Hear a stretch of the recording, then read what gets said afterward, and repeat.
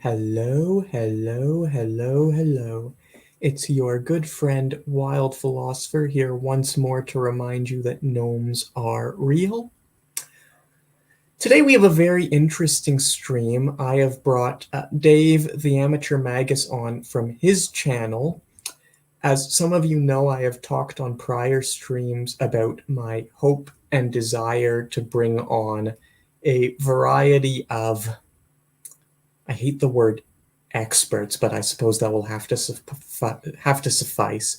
Scholars, practitioners, knowledgeable individuals in different fields, and then get them to talk about areas of where their field intersects with other fields, but where that might not be as immediately important or as often discussed by them on their own channel, just for commercial reasons, relevance reasons, time reasons, so on and so forth. So I have brought on Dave. He is a hermetic magician. Yes, that would be a safe hermetic magician two-word. is the best descriptor. Yes. Yes, in the ceremonial traditions of the Western esoteric tradition, he runs a channel for, what you call it, newbies. Close enough. Yeah, but runs a channel for individuals with an interest in the more esoteric side of life. And we have brought him on today to talk about technology, a field that does intersect with esotericism, but maybe not as prominently. I'm going to hand the floor to him in a moment, but I'm just going to remind people or whatever, or state outright that none of what goes on in these interviews is necessarily the opinion of myself or the stance of this channel. Not to say it isn't, just a full disclaimer here that our goal is to, I guess, listen to people and understand them and learn more about the world, and maybe then make truth judgments. So without further ado, I will hand over the floor to Dave. All right. Once again, I'm Dave the Amateur Magus. I'm a Western ceremonial magician. I am fairly well versed in a good number of the Western occult traditions, the various different esoteric spiritual traditions of the West. And my channel is all about approaching the occult from a more, it is beginner focused, but it's also more mechanical than a lot of other channels. I kind of try to get into the nitty gritty about how the occult works. I talk about the actual mechanics of it. And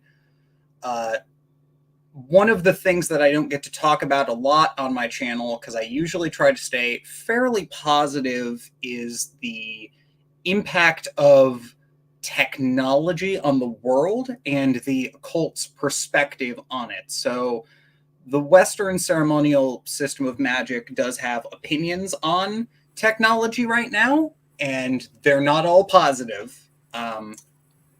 So I guess if I could clarify, by technology, would you mean any tool designed by human hands like plowshares, or purely industrial tools, or even post-industrial information technology? So usually when I say tools here, I mean like all tools, but in this case, I'm specifically talking about digital tools like AI, robotics, social media, the internet, things like that. I'm less talking about like, the scythe going and becoming a lawnmower, becoming a riding mower, etc., that kind of thing. And eventually we might even get like self lawn mowing robots, which, give it a week. But for the most part, when we're talking about technology, I think a lot of people think of it in terms of like we don't usually think of things like farm tools in terms of technology, even though they really are. We're thinking in terms of like, oh, this new smartphone is so much better than the old smartphone. Yeah, it tends to show up when you get into polemics, or arguments about, because you'll start talking about like whether information technology is good or bad, and people will immediately try to bring you into into the, well, what, you never said this about like pencils, and which is a little weird because the qualitative nature of technology, yes, they're all tools, but the qualitative nature and their impact differs wildly. Like in the same way that both broadswords and nuclear missiles are weapons. But Yeah, but that like doesn't mean it's the same weapon. There's an argument to be made that eventually, after technology progresses to a certain point, we like try to pump the brakes a little bit. Like, you know, when we first invented the spear was a great weapon for going out boar hunting, committing war, all of those things. But, you know, now that we have nuclear missiles, we're like, maybe we shouldn't do war anymore. Maybe we need to tone it back. And then we kept progressing, and then it's like, oh, maybe we need to like chill on all of these different weapons. We need to like tone them down quite a bit. Which is also kind of a, so that seems to have happened in large part in the 20th and 21st centuries. And in the occult, we have this thing, and it's a way to view the world called aeonics. That's kind of a broad category, and different traditions have different ways of classifying different ages. But the one that I personally subscribe to comes from the Arbitel, and the one that I personally subscribe to comes from the Arbitel, and it has, you know, it says that prior to the year 1900, we were in the age of Venus, which was all about love. It was kind of a romanticized era. Even looking back at it, we kind of romanticize the years prior to the 1900s. But after the year 1900, exactly, that's when we start to see more technological progress. And not necessarily just technological progress. We see a lot of business progress. We see a lot of, you know, if you look at America just specifically, 1910s, 1920s, and 1930s are a massive period of we're starting to figure out what we are going to do, right? We have this technological war. We have World War I. We have the Roaring 20s, and then we have the Great Depression. And that's all economic based. But the lens that we view that through is we're viewing it through the lens that the planetary power, because the Western esoteric tradition believes in planetary powers like the sun, the moon, even though those aren't planets, and we all know that they're not planets. We call them planets because the ancients used to believe they were planets, because linguistically the word planet is a mess. But we believe that it's the sun, the moon, and then the 5 planets in the solar system that we could see with the naked eye. So sun, moon, Mercury, Venus, Jupiter, Mars, and Saturn. And so according to occultists who believe this, we're currently in the age of Mercury, which is all about information, technology, communication, commerce, specifically business. Anything with the word com, usually the planetary power of Mercury is said to rule over, with very little, if any, wiggle room on that one. And so then why aren't committees fun? Committees, if Hermes is in charge. Because the funny thing is, Hermes is not about fun. Hermes is about efficiency. Obviously the fun planet Saturn, right? Absolutely. Actually, depending on if you enjoy gallows humor, that is correct. Yes. Yeah, and the important planetaries for this conversation, I'm not going to go into all of them, are generally speaking, Mercury is like all of the if you pick up a smartphone, you're picking up a mercurial device, is very boiling it down to its simplest form. If you're reading a book, that is mercurial. If you are talking over the internet, that is mercurial. This podcast is mercurial. This entire stream, the entire way we are able to do this is all mercurial because I'm communicating with the wild philosopher through the internet miles away at the speed of light. My voice is transmitting into a device and being transmitted to both wild philosopher and the people watching this stream right now.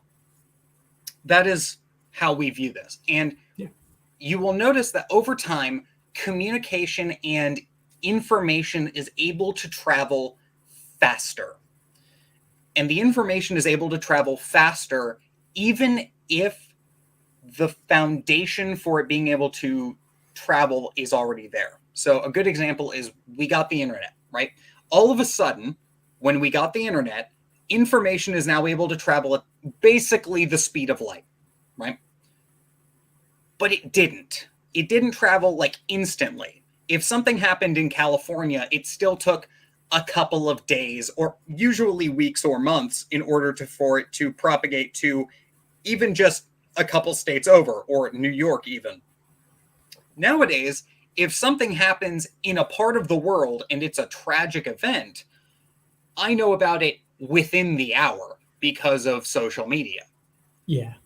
But you probably don't know the whole context, which I guess was the old distinction between like information and knowledge.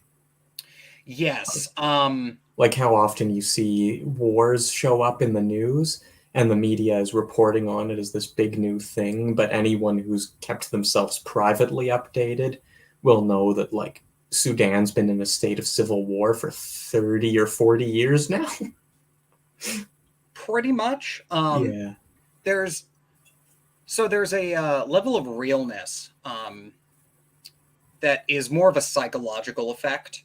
And the way it works is information on the internet is not processed in your brain as being fully real. It's processed in like a fictional way. And the way it works is, if I'm talking to a person in the flesh, we're in a cafe, we're having a conversation between the two of us, I can see them, I can touch them, I can, look at them and I can see them, right? And they're in the same room as me. That is considered more real than, say, something you see on the internet. Yeah, the imago Dei is present. Yes. Yeah. But if you remove them in the room and I'm just talking to them over a webcam, now in my mind, yes, they're real, but if I've never met them in person, they're less real than, say, the guy at the subway who makes my sandwiches. Stripping that down even further, if you go ahead and you remove the visual aspect entirely, so you're only talking to somebody with their voice, that becomes even less real. And then if the least real version of a person you can interact with, according to your mind, is just raw text. You are not talking to them. You don't hear their voice. You are reading what they are saying.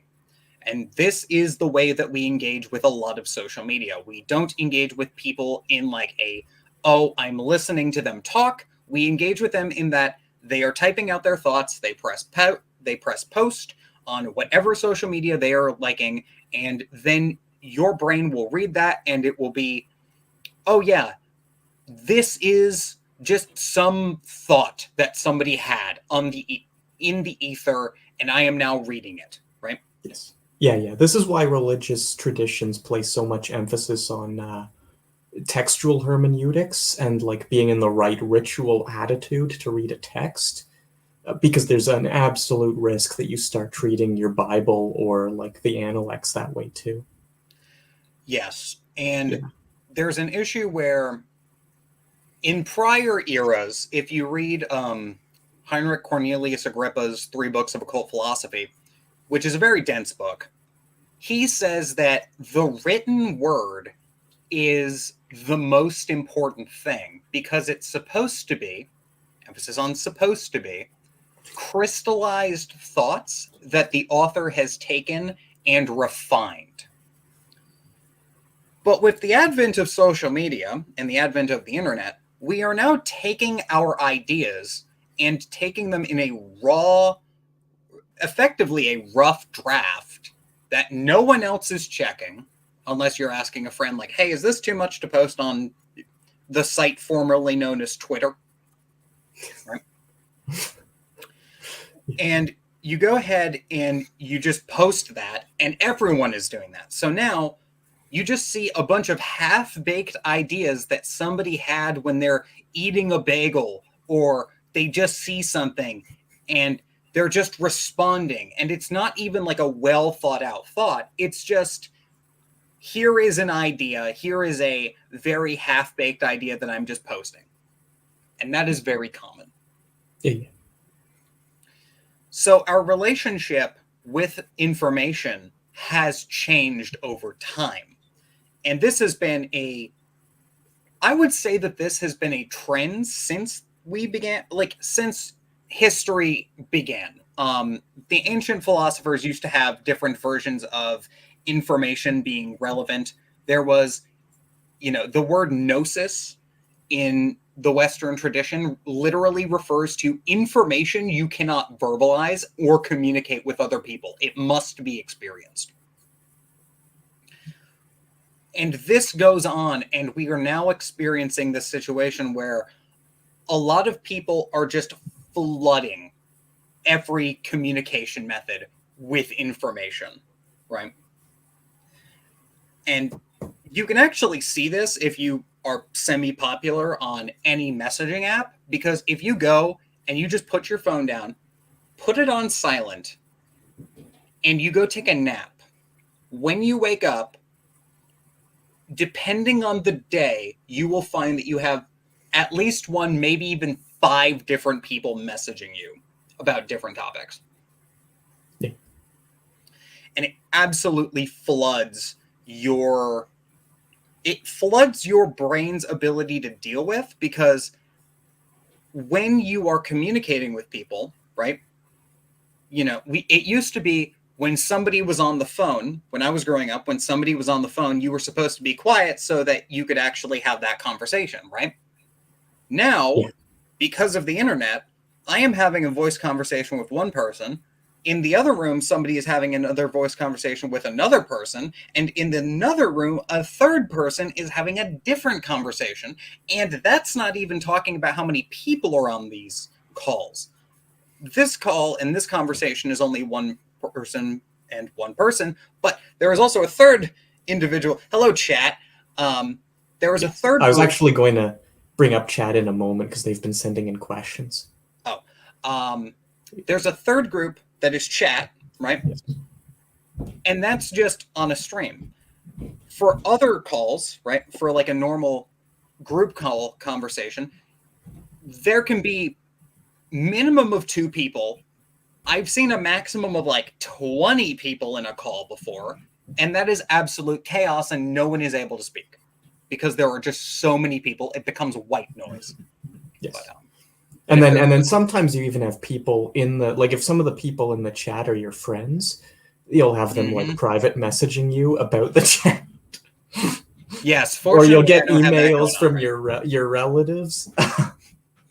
Yes, and then there'll be like comments, and in the comment section, it'll be like trying to add to the conversation that has been like possibly even years old at this point, because the conversation happened years ago, and then all of a sudden somebody finds the video due to the algorithms, and then they're messaging the creator being like, I thought this discussion was really good, but here's some points you missed. And that conversation was like 4 years old. I've had this happen a couple times.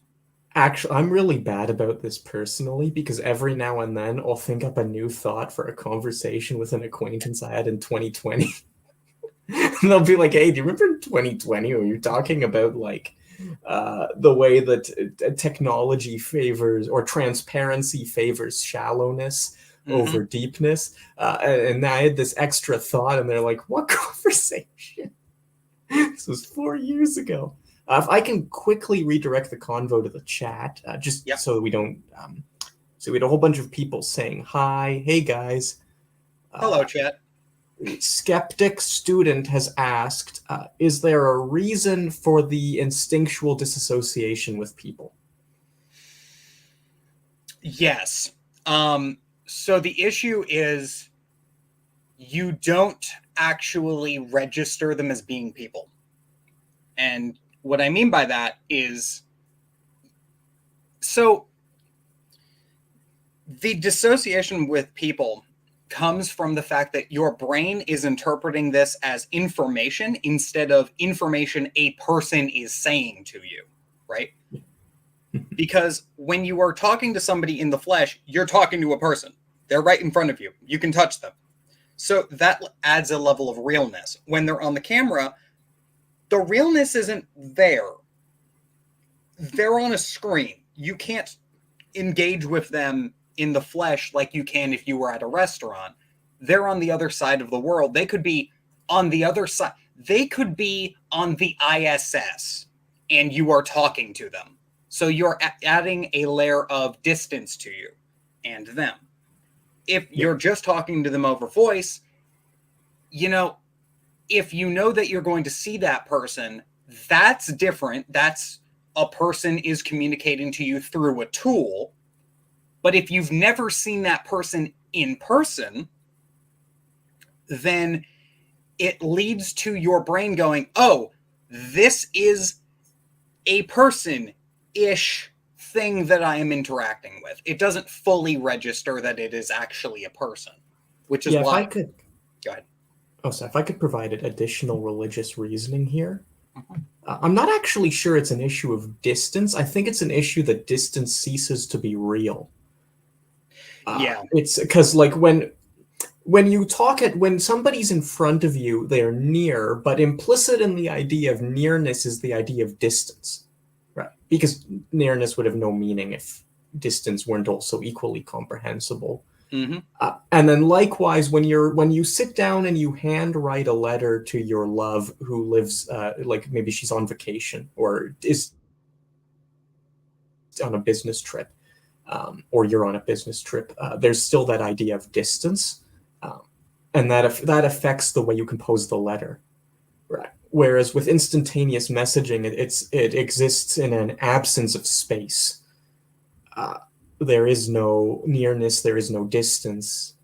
And if you do any kind of ritual, religious, magical, or otherwise, the distance is hugely important. Like distance and space are hugely important. Concepts of direction, attitude, perspective, all that. And then, it very much is that imago Dei, that perception of that it is a person. Mm-hmm. If any of us, I can talk about, I guess, briefly segue. If you do Kabbalah, you probably know it's a very important, and I mean K Kabbalah, not Q Kabbalah. Typically referred to as Jewish Kabbalah by occultists and esoteric. Jewish Kabbalah rather than Hermetic Kabbalah. You know that Jews treat the Torah as if it were a woman. Very, very, and you want to, and so the whole, obviously, there's religious and metaphysical undertones there that are very important. But psychologically speaking, if you have a strict honor code around how you behave towards females, it significantly reduces the chance of being of doing things you would regret. And Skeptic Student commented, ironically, people are at their most unfiltered then, usually because of the effect of anonymity. I don't know. That is a thing. Well, sometimes, like partially, like they are unfiltered, but I do have a lot of worries about... maybe I guess we're getting sort of off target here, but I do have a lot of worries about the habitual notion that either private communications are more honest. Not that I think they're more honest or less honest, but I think there's a whole different set of factors that come into play about emotions and the way you discuss and impact. And I'm not actually sure it would be correct to say it's unfiltered. It might be that maybe more be accurate to say that people care less about consequences, connotations, or the impact of the statement. Yeah, and there's an aspect to that where when the internet started getting big, a lot of people started to become unfiltered, as it were. And as a result of that, one of the phrases that you see every so often is, you wouldn't say that if you were face to face, right? Yeah. And it's true, because some of the things people say online are, if you said them to somebody in person, they would punch you in the face for saying them.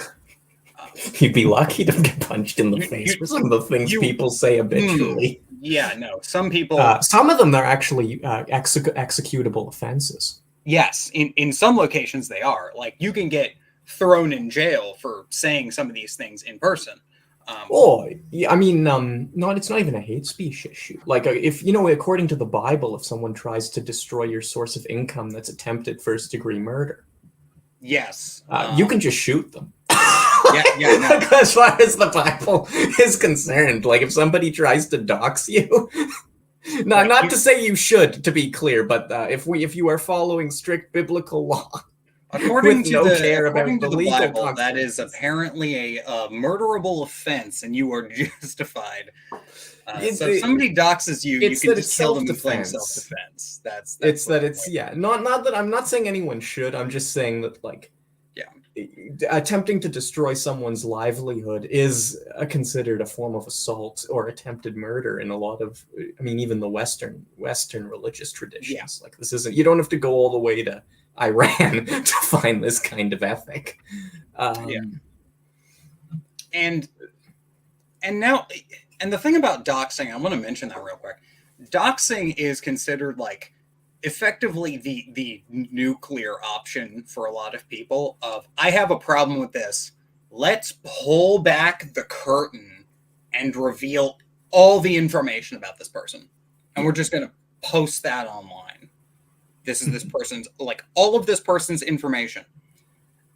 And that is considered to be such a egregious thing to do.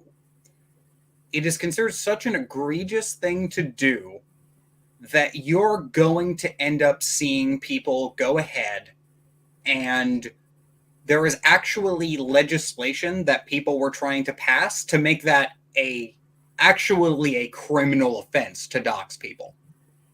I hate to say it probably should be. It probably should. Oh, it probably should. Like, we're talking about, like, even under very strict libertarian ethics, like, that's a clear threat to your life. Like, that potentially. At that point, it's no longer an issue of, oh yeah, we're going ahead and we're gonna do, it's no longer an issue of, and this is where it comes back to that, like, the internet in your brain isn't real. When it snaps into, this is 100% real, that's where it becomes a problem, right? Yeah.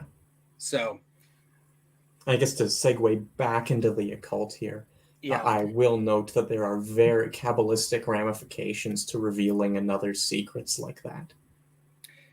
No, it's not even a moral issue. It's just it's been an artifact of Jewish Kabbalah for 1,100 years that you don't do that sort of thing. In Hermetic Kabbalah, I believe that it is actually revealing secrets like that is actually a offense that is enough to get the spirits of justice on somebody in full. Yeah, I was trying not to go that far, but yeah, that's the ban of Rabbeinu Gershom. Yes. 9th century. Going as far as the esoteric ICBMs, as it were. Yes. But segueing into a bit of a different topic, technology since the 1900s has started to progress. Since 1900 pretty. And the funny thing is, due to the way the math works out, the age of Mercury, the age of this technological revolution and all of this information stuff, does actually just start exactly at 1900, I believe. If not, it's really close. Yeah, it's a few years, give or take. I think it's like, according to the Arbitel, I think it's exactly 1900. Oh no, I meant like from a purely secular perspective, you have the first industrial revolution in the 1810s or whatever. Yeah. But then that remains mostly limited to steam. It really starts to pick up steam in the 1870s with the discovery of hand washing. I know that sounds like a weird thing, but you have no idea how many lives that saved. Yeah, it's still a tragedy that the guy who invented it was accused of pseudoscience and imprisoned for 30 years. But they accepted it, thankfully for us. And that led to like a whole host of other developments that caused another mini revolution. 1890, 1910. Yep. Rough, like we can debate the exact year, but that time period I think would be pretty uncontroversial. Yeah, and so when you get into the 1900s, 1910s, 1920s, and 1930s, you see a lot of both technological innovation starting to become widespread, right? Like, it's weird to think about this, but really that's where we started getting electric lights. Yeah. It's weird to think of a world before electricity being common. Well, Robert Louis Stevenson in the 1890s could still write a poem about the guy who lit street lamps and have his audience understand it. Yeah. And nowadays, there is no street lamp lighter. Yes. This is the guy who did Treasure Island, for anyone who's wondering why I just dropped that name. That's Treasure Island and Jekyll and Hyde. So, did you do both? Yeah, he was. Robert Louis Stevenson was the most famous horror writer and children's writer of the 19th century. I'm a big fan of both of those books. That's why I'm asking. Yeah, he did both of those. He did The Black Arrow, and he also did a children's garden of verses, and that was the one. It's a lovely poem, for the record. It's just wildly unintelligible to today's children. That's fair. But yeah, so this technological innovation, going back to a book that I'm sure your audience has definitely heard of because you've name dropped it multiple times already, the Bible. The Bible brings up a section at the very beginning in the book of Genesis. One of the things, depending on the translation, and I'm going to paraphrase this because I don't speak the exact Hebrew, is that the way that the snake tempted Eve is by telling her, if you eat of the fruit of the knowledge of good and evil, you will become like God. Yes. And, that's an interesting thing to tempt somebody with. Godlike powers, right? And the occult goes on, and the occult has a lot of ways to get godlike powers, including, notably, the gift of prophecy and the ability to see the future, which that's not what I'm going to be talking about here. The thing is, in modern day, in the past 4 years, and I don't know if people have really realized this, and this is why it's important, and this is why you're going to see I'm predicting this right now, a massive, massive return to we need to be talking to people in the flesh, in person. We don't, online communications are going to be downplayed significantly, because what I can do now is I can go ahead and I can take a live stream and I can take somebody's voice and I can clip it and I can put it into a program, and then I can throw that clip into a voice changer, and now instead of my voice coming out of the microphone, it's the person I've stolen's voice. And I'm using those phrases intentionally because now we have just technologically achieved the myth of echo. But without creating cool theurgic devices. Yes. And for those of you who need a refresher in your Greek mythology, the nymph, I believe she was a nymph, Echo, was cursed with not being able to speak her own voice, but she had to speak copying the voices of other people. That's where we get the term echoes from. Yeah, it's awesome. Oh, go ahead. The famous story is she fell in love with Narcissus and died pining away from him, leaving only her voice. The one that might be more familiar to occultists because of its relevance to theurgy is that she actually survived, fell in love with Pan, and he taught her to sing. And their child was Iunx, which, for those of you who remember, is the device used in Neoplatonism to communicate with the gods. Yes. So that was a Hyros logos right there. Yeah. Sorry, not to diverge, but if we want to. No, it's fine. So the reason I say, and I really want to say stealing people's voices, because, like, you know, if I have your voice and I have a recording of your voice, because of technology, I can now make infinite copies of your voice and make you say whatever I want you to say, right? Which should genuinely terrify people, right? Oh, yeah. Go ahead. Oh, no, I was just agreeing with you. Okay. And it wasn't that bad before, because, you know, you would hear people scamming other people. Like, they would call up somebody using the voice of their child,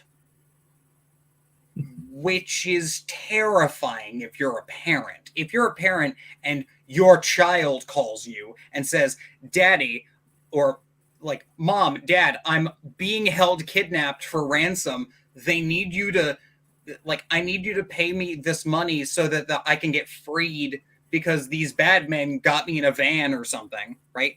And it's the voice of your child. You're not thinking clearly at that time. You just think, oh God, my child is in danger. There's a story of a person having this happen to them, and they took a moment and then they just, wait a minute, my daughter has a cell phone. And they call their daughter on the cell phone and they go, yeah, Dad, I'm at school. What are you talking about? Kidnapping. It's an absolutely insane thing. And it would be one thing if it was just voices. But here's the problem.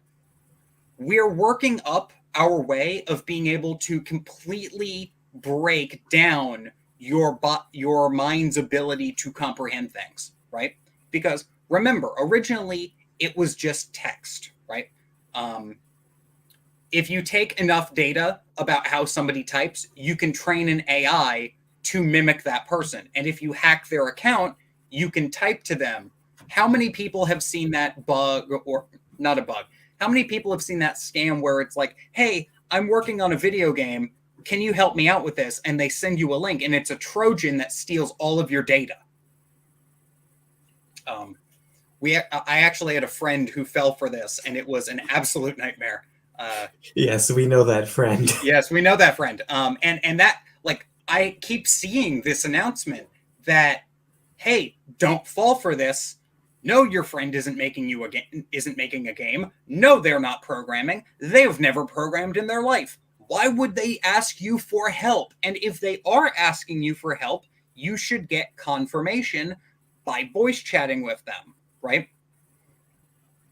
Which now we're climbing up the layer of reality, because now, or the layers of realness, as it should be, because now it's no longer, text is no longer acceptable in terms of the level of reality we're dealing with when it comes to a person. Now we need to deal with their voice, right?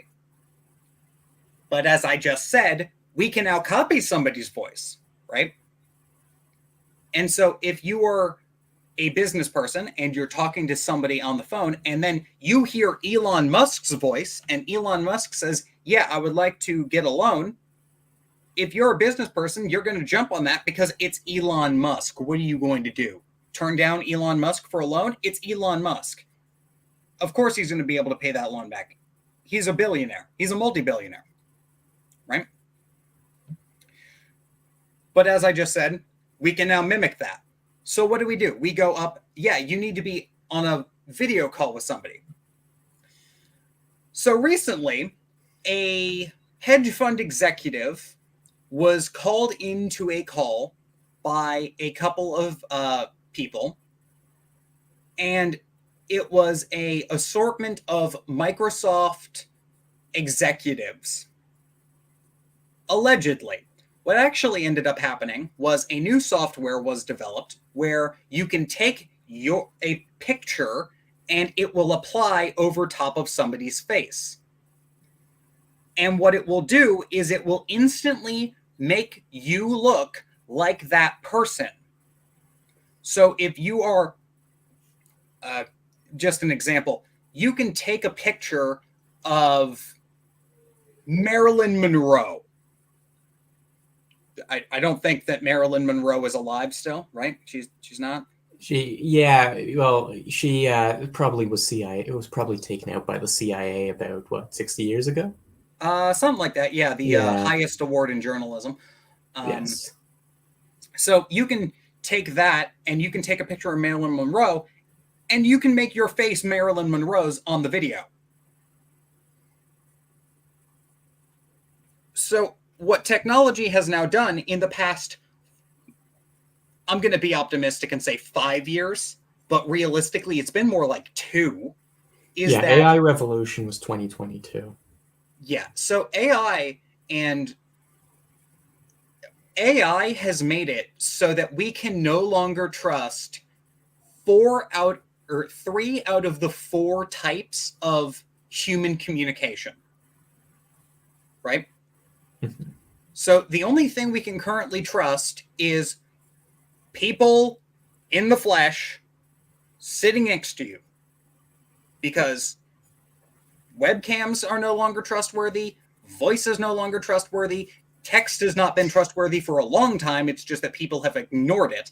And this is where we get into the occult esoteric side of it, because the thing about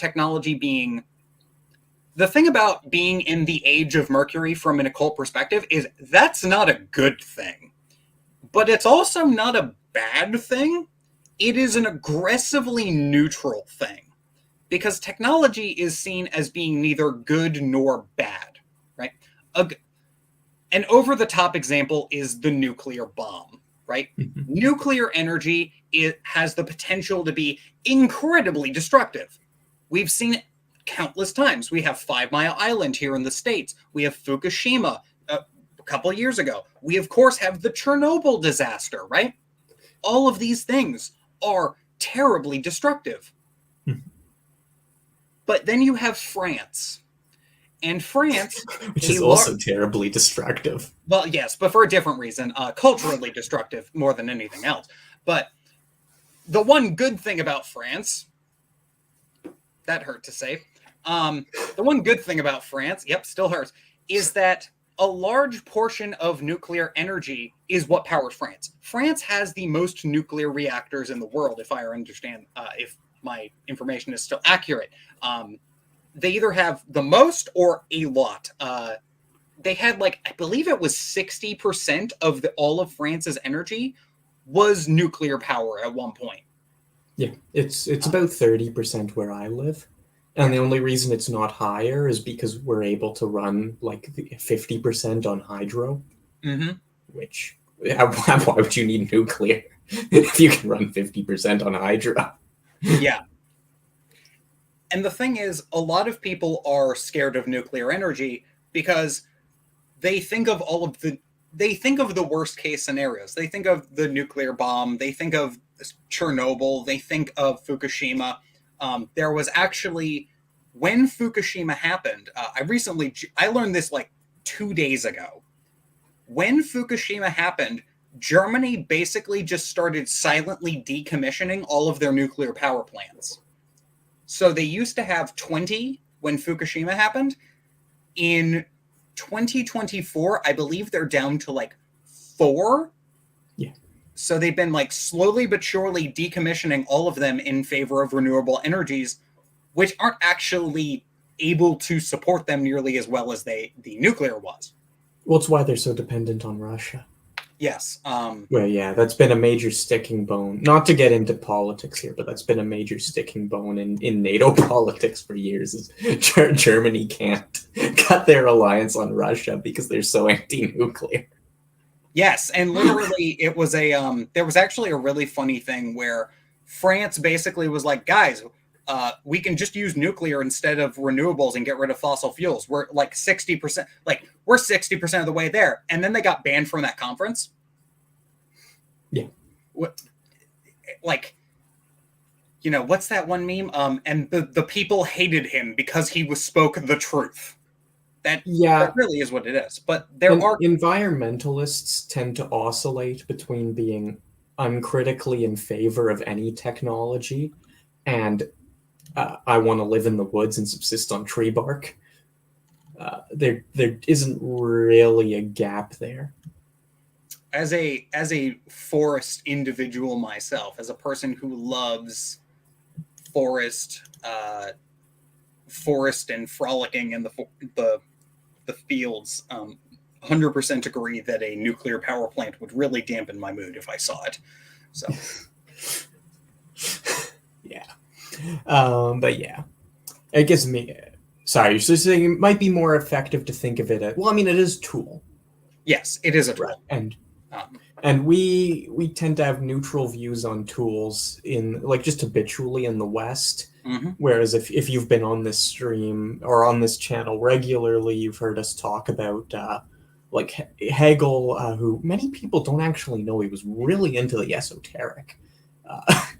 He was really, really into the esoteric. Kind of comical when you remember how much Marx cribbed from him. He is the gatekeeper between the mundane side of my bookshelf and the esoteric side of my bookshelf. He's like right in between. He is holding the mundane from the esoteric. So yeah. You remember he had this whole theory of the spiritualization of work being the thing that would ultimately set man free. Yes. Not to say he hated labor reforms, but just that he didn't think that would be sufficient. Well, yeah, and here's the problem. We look at modern day society and we think of it, just looking at it from an occult perspective. The leading planetary power, the leading power of what is currently ruling society and ruling the world is digital communication, efficiency, analysis, business, commerce, that kind of thing, right?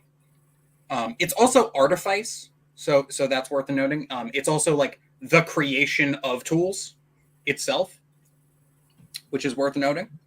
But you look at things, if you look 200 years ago, there was not a concept of the polite term is a useless job. The term you'll usually hear is a bullshit job, where what you are doing is you are working for the sake of working, but what you are doing has no value to it.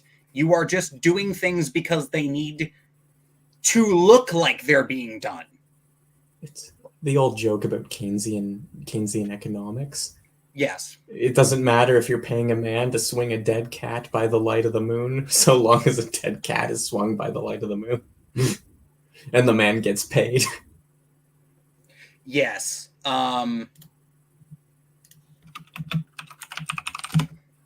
It's one of those things of you go through and you just get to see, number must go up. That's what Keynesian economics is to its logical conclusion. Number must go up. And the problem with that is number can only go up so much without number going down eventually, right?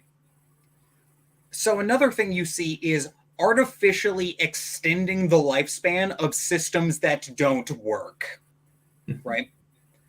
The best example I have of this is in 2008, the economic crash of 2008, which we're oddly mimicking right now. I wonder if this will happen again. In 2008, a lot of the institutions were primed to fail. They were primed to fail, and they were primed in a way that if they were allowed to fail, it would have caused massive disaster for the financial system and the entire system, right? But the thing about that most people don't seem to understand is, yes, those financial systems were primed to fail, but by not allowing them to fail, we have effectively put them on life support, and we have made it so that we are no longer in a capitalist society, right? If you read John Locke, is John Locke the capitalist guy? The Invisible Hand? Do you mean no? You mean Adam Smith? Adams. There we go. Sorry. Not yeah. John Locke. Oh, I want to say he was a mercantilist, but that might be a little bit anachronistic to be adding modern day economics to him. Yeah. So if you read Smith, and you read what capitalist societies need, one of the important things that a lot of capitalists don't seem to remember is you need to have the system be allowed to fail. Nothing is sacred in capitalism. If a system is able to fail, right? If a system is able to fail, that means that it is allowed to be replaced.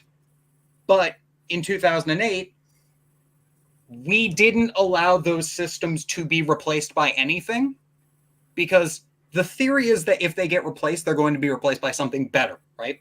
And if not, those are going to die, and they will eventually be replaced by something better. By not allowing those things to be replaced, and by artificially allowing them to continue existing, we have actually put ourselves in a state where no progress and nothing, like the populace is basically fronting the bill for corporations that are actually just supposed to be dead right now from a philosophical perspective, because they failed. Yeah. They're effectively endangered species. And that really is the issue. Yeah. Or at least if they weren't allowed to fail externally, they should have been purged internally. And neither thing happened. Yeah, neither thing happened. Yeah.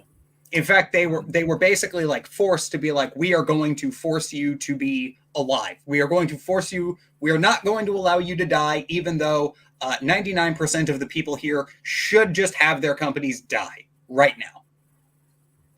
So, and that would have fixed that would have actually changed. I'm not going to say fixed, because I don't think it would have fixed things, but it would have changed a lot of things, and it would have been less of an artificial system, and it would have been a more human system. Yeah. Well, that's what, not to get away, because we're kind of getting a bit off target here, but that's what screwed Canada over. Because Canada's land market didn't fail. Yes. In the way that the Americas did. And so the Canadian government and the Canadian, all the big banks, it's figured out that they could use the land to hold the GDP in a steady upward trend, which means that Canada's property bubble cannot be allowed to burst, in spite of the immense amount of misery it causes for the 41 million people who live here. Yeah. Because that property bubble is what our GDP rests on. The funny thing is, with technology happening, and with technology and the internet being as far as it is, we now have more accessibility to information than we have ever had before.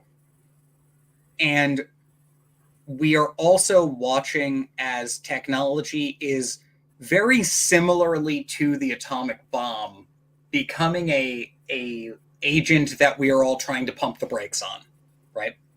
Yeah. I said in 2012 that that we can just mimic your voice now, right? I can just copy your voice and I can make you say whatever I want. And that should terrify you. That is not a good thing. That is a terrifying thing. And now we can mimic your face. Yeah, especially with how little a lot of people on the internet check anything. Yes. Like you see deep fakes of Jordan Peterson or whoever. Like pick any public figure you want, and people will just accept them, and then they'll be passing them around for months later because of the way internet bubbles work. It doesn't really matter what the contents are, like pro or bad. I'm still seeing that one of the Pope in a rapper coat in Catholic circles. I'm slowly but surely trying to get the voice files for Aleister Crowley. And I'm going to make him read the Book of the Law. So it's going to be an AI voiced Crowley reading the Book of the Law.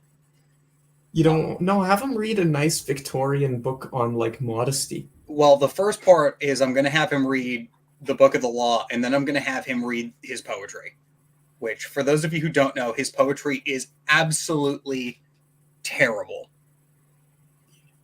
Okay, let me know if you do. I'll join. I'll read Marx's poetry.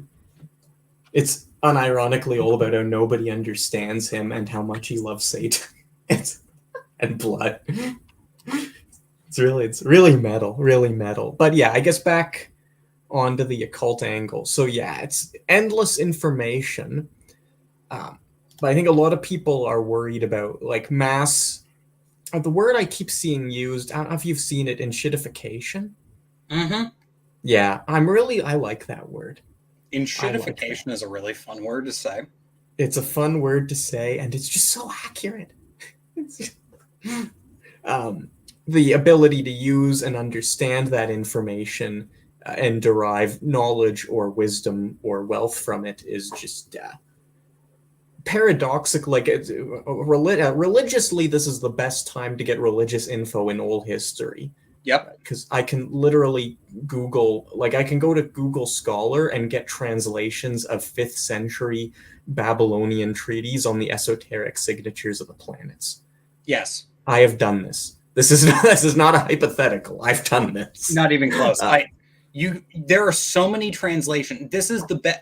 Without modern day internet, we would not have the printed full diaries of Dr. John Dee translated, because they are so comprehensive. It took a massive collective effort in order to translate all of them.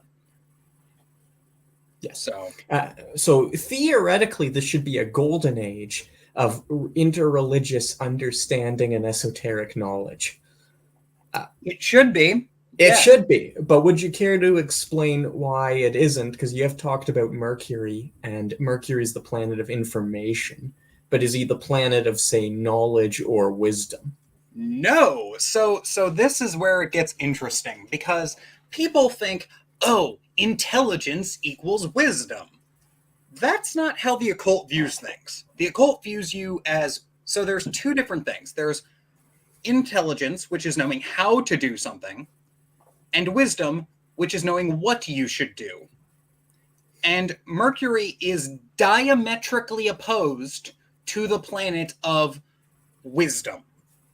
Because when it comes to the planetary powers, the planetary power of Jupiter is said to be the planetary power of wisdom. And it's specifically the wisdom that you can actually perform and use in the material world.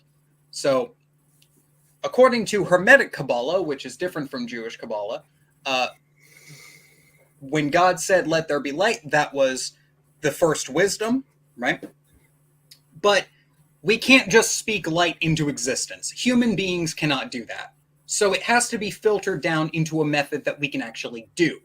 So you go through, you have the primordial waters, which is Saturnian forces, which that's a whole nother thing. And then you have the closest to God's plan we can actually achieve, which is ruled over by Jupiter.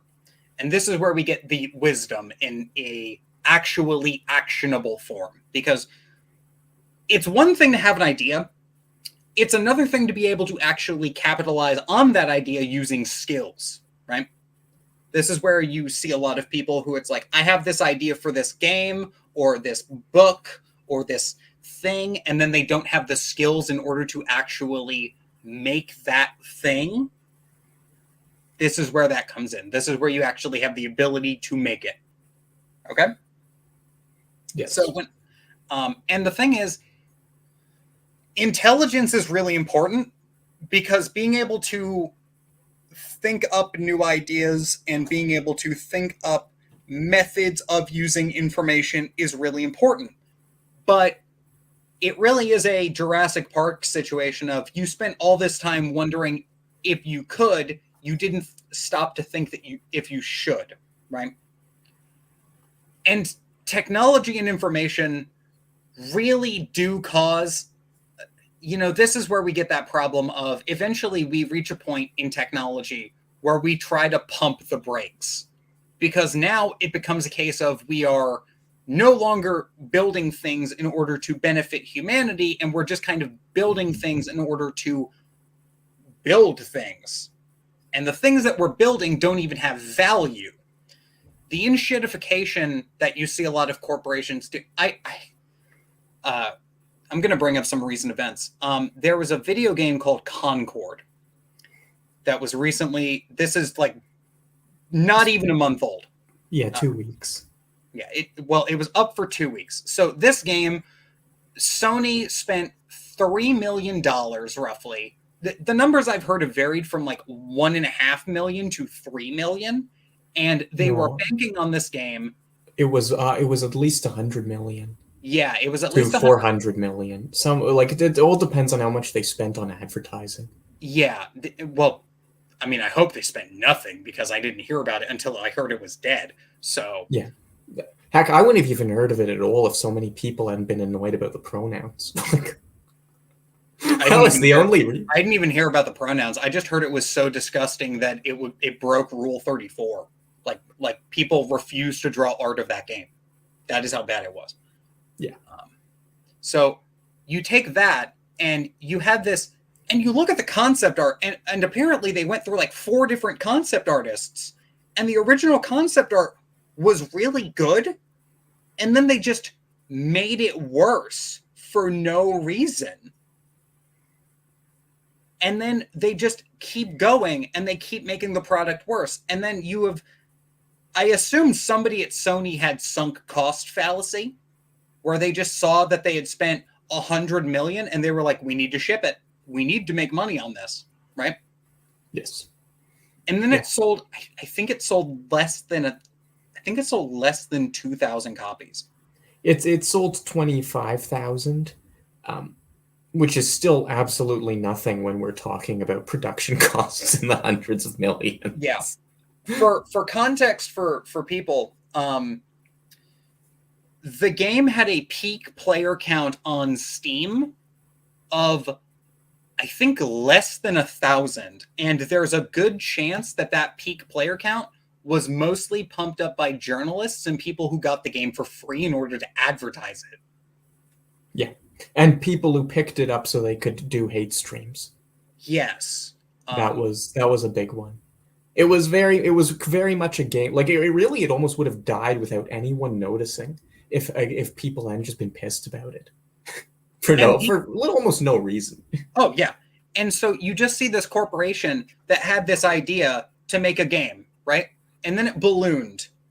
And then they kept modifying the idea, and they made the idea worse over time, because the best things I've heard about this game are that it's an inoffensive, bland shooter that has nothing to say.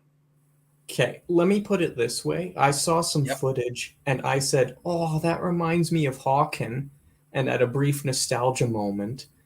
And for those of you who know me, you know I have played precisely one shooter ever. And my only basis for looking at this game I actually looked at it with a modicum of fondness, because I have never played any other shooter ever.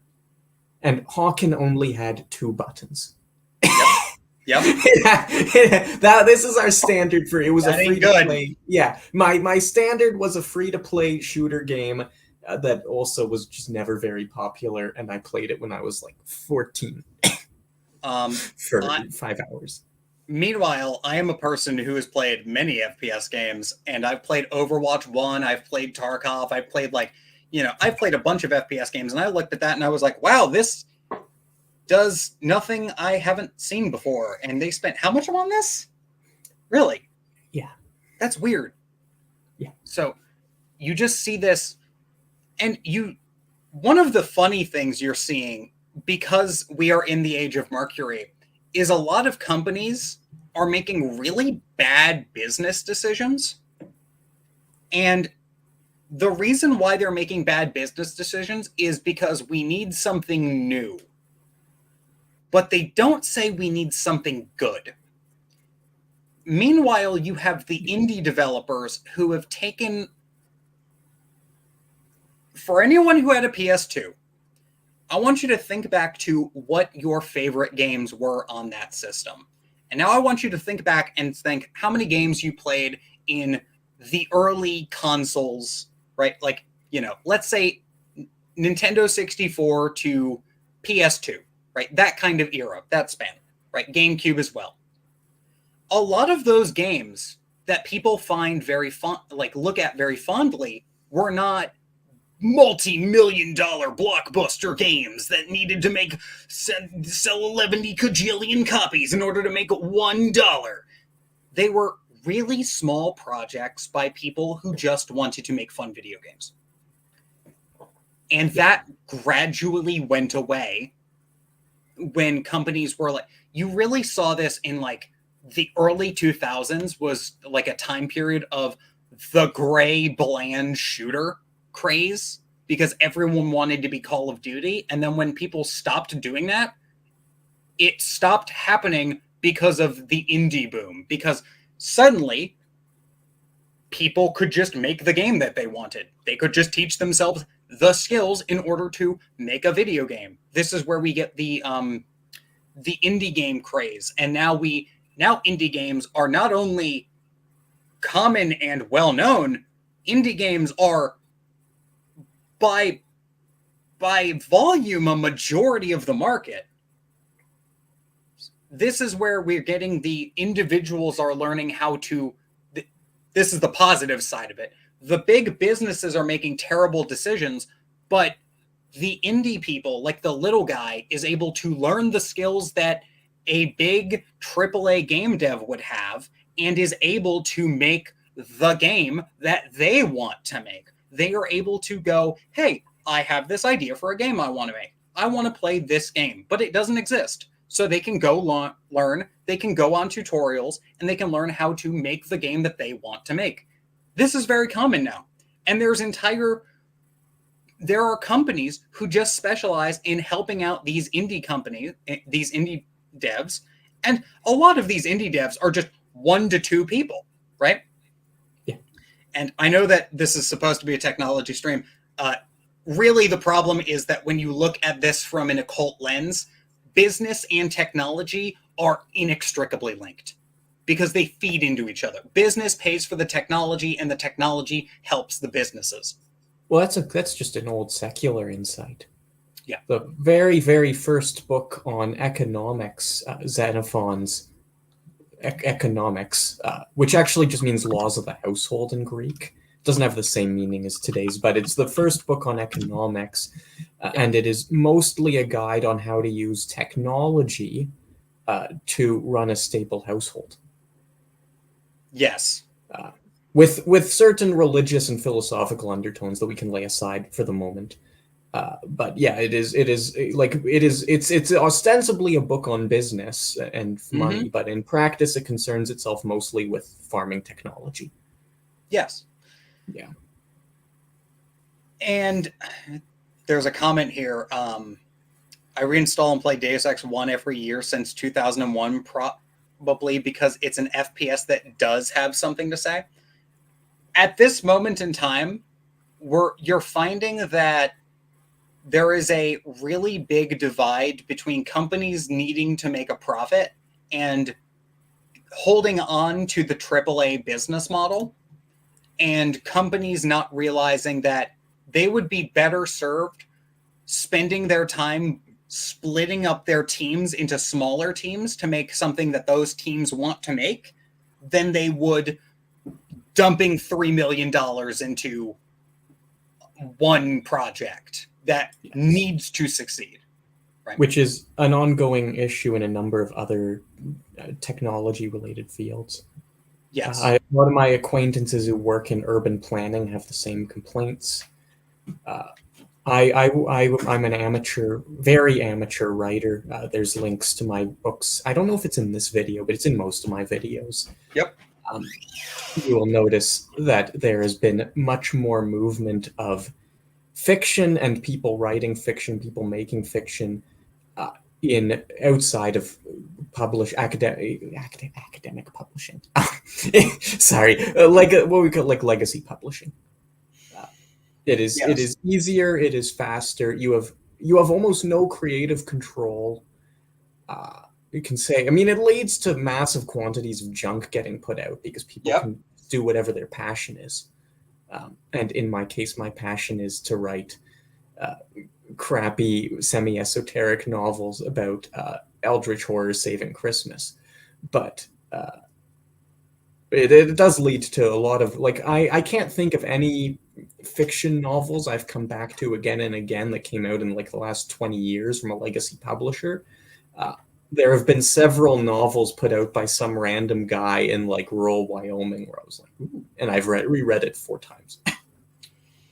There is a deficiency in modern society that you can see where it is people are craving meaning. People are craving meaning. They're craving a reason to do the things that they're doing, right? Because you just see, so I mentioned bullshit work earlier, right?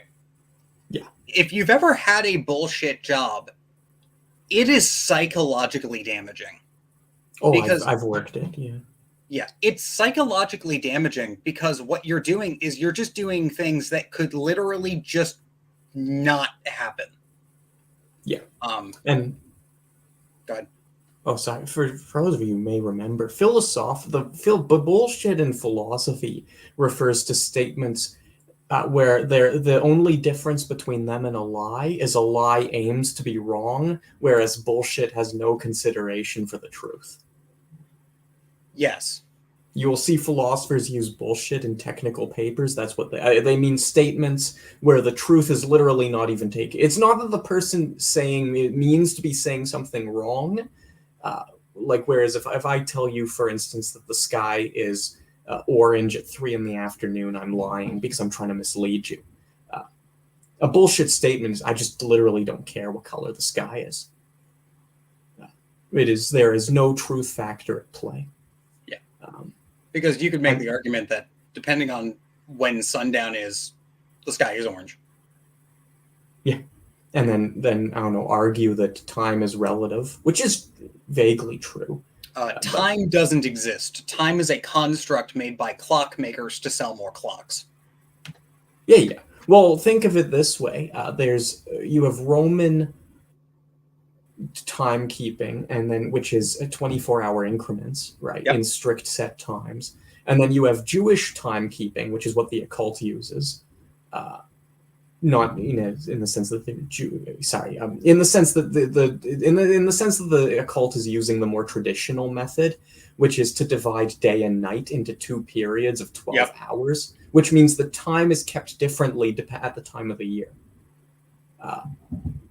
And then you have the Chinese system, which is just 12 increments of 2 hours. There's multiple other ways of keeping time here, for the record. I know of one very bizarre one where the new day starts at like noon. You just eat lunch and it's like, oh, it's Tuesday now. So you would just have to argue that time, your position in time is going to be relative to which of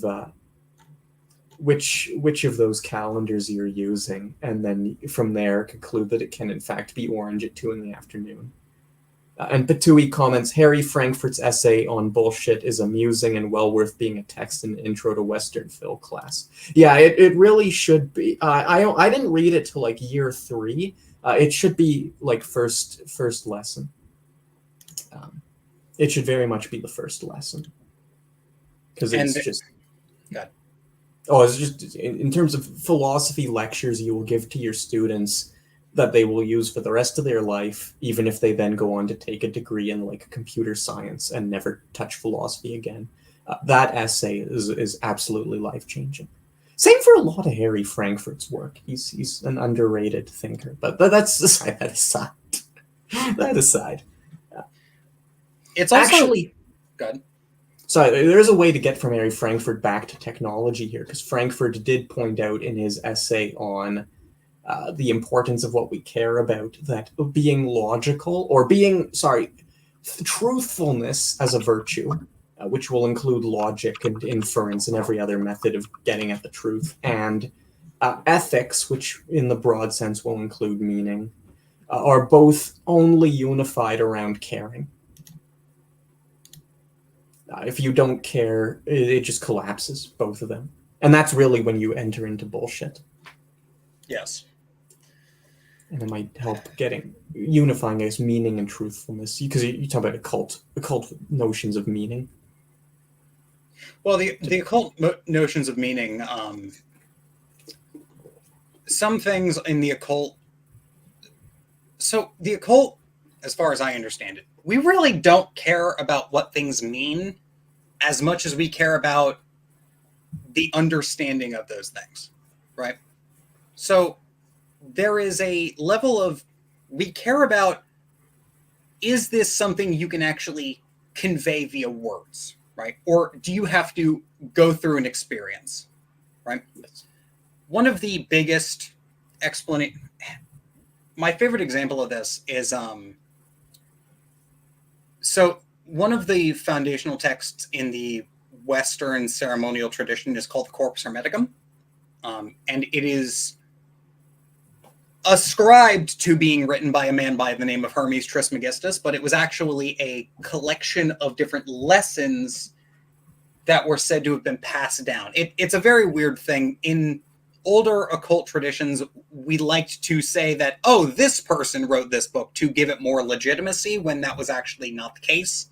A lot of the times, there's like 8 books written by Solomon, one of which is attributed to being rediscovered by Paul, all of which were most definitely not written by Solomon, and I'm 90% sure that it was not rediscovered by Paul.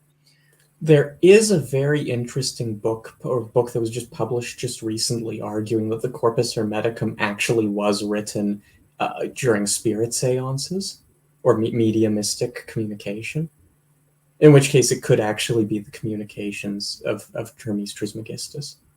That's the most charitable explanation I've seen. Yeah, that's going to be Wojter Honegraf's Hermetic Spirituality. Obviously, completely secular work there. That is one of those things that I'm willing to agree with, and that's one of the things I'm willing to believe. But a very intelligent friend of mine once was reading the Corpus Hermeticum because I told them to, and they go ahead and they message me out of the blue, and they send me a passage, and they just send me the passage with the question, is this just saying that God is really big? And I had to take a moment, read the passage, and I go, yeah, it's just saying that God is really, really big. And they just take a moment and go, oh, wait, but why is it saying that? Because God is really fucking big. Like that is the occult understand, and it's God one of those things where you can the boogeyman. Sorry. Yeah, it's literally the case of, that is something you convey via words. But if you don't have the understanding of what we mean when we say God, right, you can't understand that conversation, because what they mean when they say God is like effectively the entire universe, right? Yeah. Because the Hermeticum, the Corpus Hermeticum, kind of goes into this understanding that God is the all, which means that there is an aspect of God in everything and vice versa, right? Yes. So if you don't understand... Oh, God. I'm going to shout out my channel here. If you don't understand that, My lecture, Doreen Virtue and Christian Polytheism, explains that in brutal terms. Oh, that is perfect. Because if you don't understand that the divine is in everything and everything is in the divine, right? You read the Corpus Hermeticum and you just see, oh yeah, no, God is really big.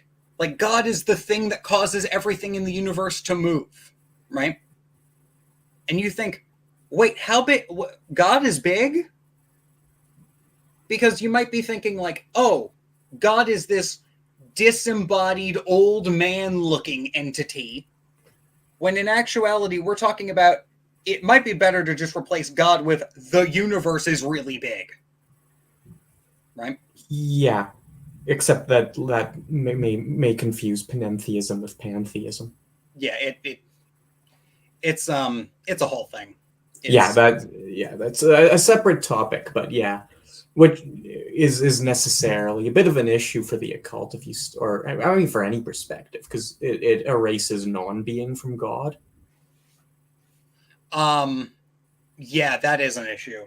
Basically, like a really fun thing to say is everything you can think of exists in some capacity, because if you couldn't think of it, it wouldn't exist. So if you can't think of something, it doesn't exist. By the definition of the words, you cannot think of something that does not exist, because the thought of it would be a thing that would exist. So, yeah.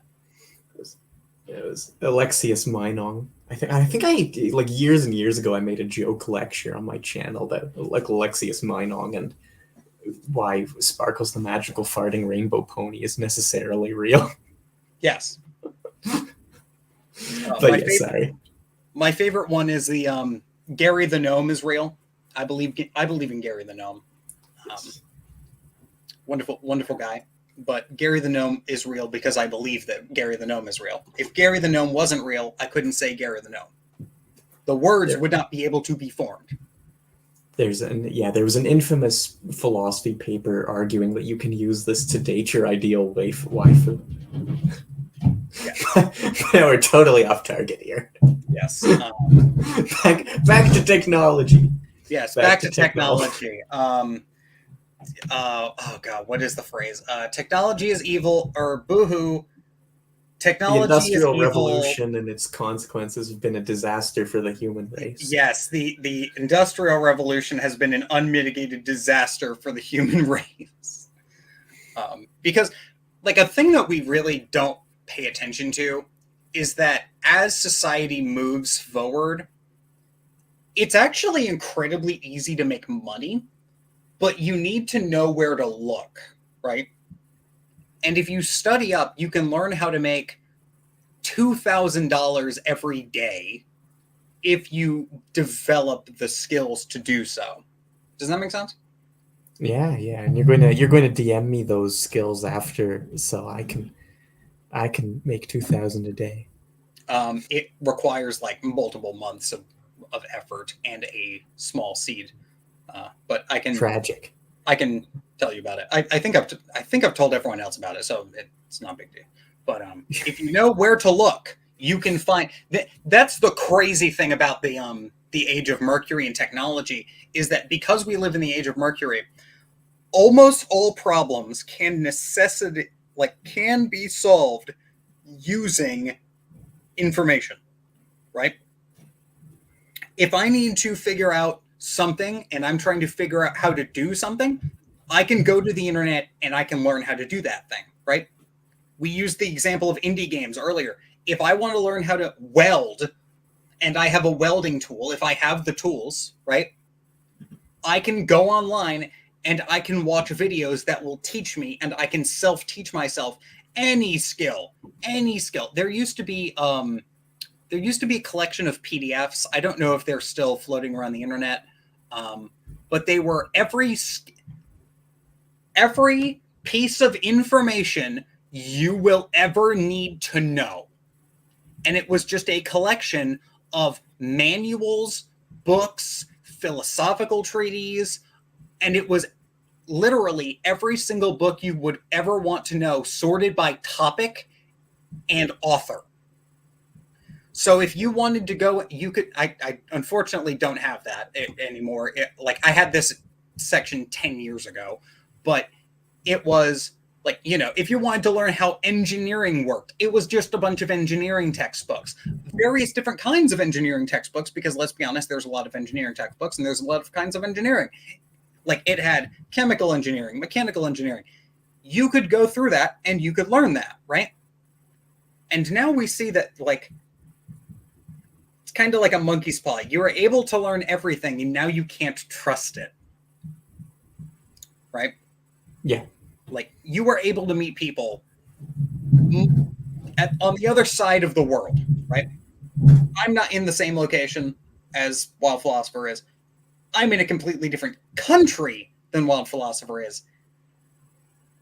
But yet we're still able to have this conversation, right? You are able to meet people who might not even be real.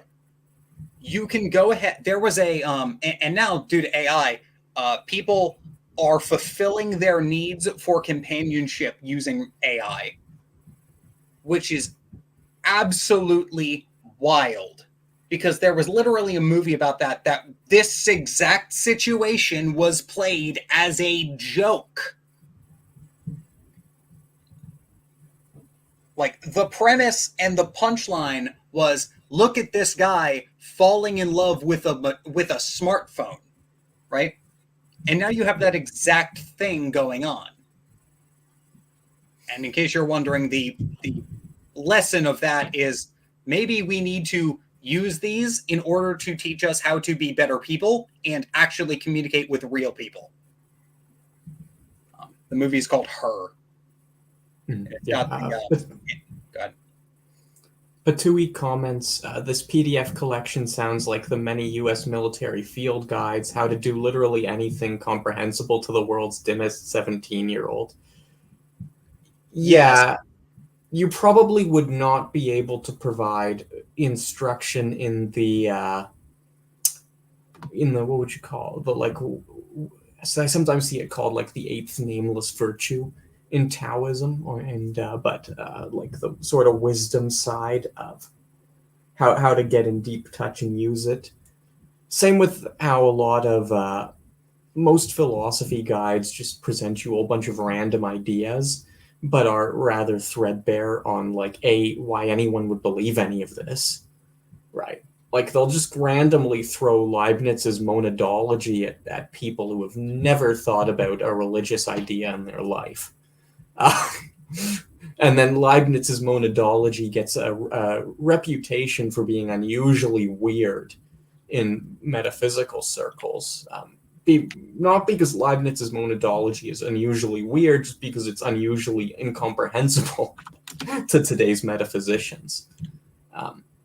And likewise, even if you might somehow adopt an idea from there, you don't actually know how to use it. Yes. Which is absolutely crucial in philosophy. I mean, it's crucial everywhere, but I don't think people realize how crucial it is in philosophy. And I will see ideas with potentially horrifying ramifications, like thrown around like they're nothing, with no consideration of the implications. Like a lot of the everything is political stuff, for instance, not to get to like it's in a sense everything is politically interrelated.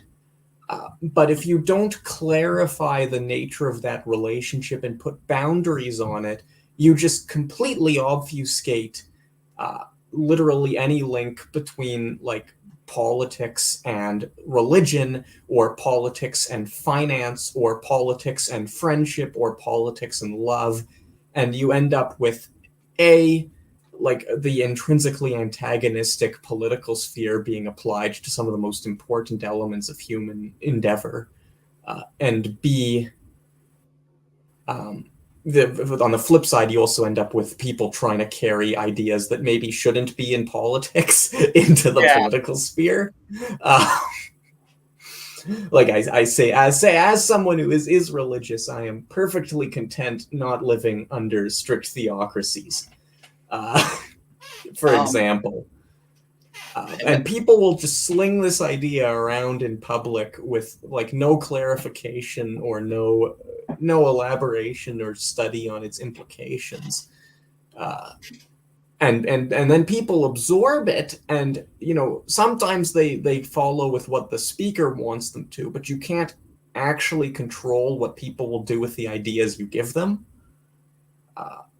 All you can do is give them the idea the best you can. And so people will pick up that idea and start using it to defend a really arcane or horrific or terrifying political or ideologies. So there is a thing in the occult where you can never truly teach somebody something with words. They have to experience it. And one of the funny things is that being a magician and being an occultist necessitates twisting words in such a way. And one of my favorite things is that you can see this in politics all the time, where there is an argument that the U.S. Second Amendment does not mean that citizens should be able to go out and buy guns. Philosophically, I've seen this actually argued.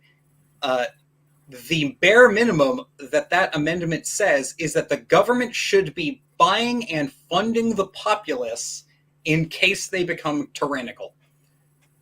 So it's not that I should be able to buy a gun, it's that the government should pay for me to own an attack drone. I want to live in the world where the government gives me a tank. and by necessity, I should be able to buy military-style equipment whenever I desire, right? If I can, the government should subsidize it so I can buy it. Because what if someone tries to invade? An unarmed populace is a healthy populace. Oh, I know what you're on about. Said the guy who lives in Canada. Yeah, if you're afraid of an armed populace, you are the problem, I think is a phrase. So yeah. Yeah. But yeah, you actually twisting words sometimes is useful. On this channel before, we've spoken about how all words are not the same kind of word. Mm-hmm. There's literal language or like sort of denotative language, and then you can get into like connotative language or evocative language or metaphorical language, which tends to be equated with simile likeness. When in a lot of like low-level poetry classes, where once you really start studying metaphor, you realize that the purpose of a metaphor is to give you the I won't say the literal truth, but the truth about a thing that could not be actually expressed through literal language, which is why metaphors tend to be used to communicate very important topics. Not necessarily because people are trying to hide things from you. Sometimes yes, but not necessarily. But because a lot of the very important topics translate really bloody terribly into literal language. And it's that's called it's called the Cheng Ming distinction in Taoism. There's a good paper on it by Richard John Lin. Yes, and twisting words is always funny because you can really torture the hell out of language, which is another thing that, language is a kind of technology in and of itself. And you can torture words to say anything, and if you go through and you find an intellectual argument, you can use people's points against them. And if they're not rock solid points that are backed up by something, you can just break them like a house of cards. I personally have found, and this is a really funny thing. So I've mentioned that we live in the age of Mercury, according to esoteric philosophy. And according to esoteric philosophy, Mercury does not believe in truth. Mercury is the planet of postmodernism. which allows you to say some really messed up things if you stop believing in truth, right? Like you can just take a lot of postmodern arguments, take the components of them and say just horrendous things, right? I had an example of this, but I don't remember what the example, like you can say we live in a post-X world and it would work. The limits of my language mean, yeah, Patui says cash out of Wittgenstein's the limits of my language means the limits of my world. Yeah. Yeah, I mean, I don't know. Wittgenstein, I think he was partially correct. He was partially, I'm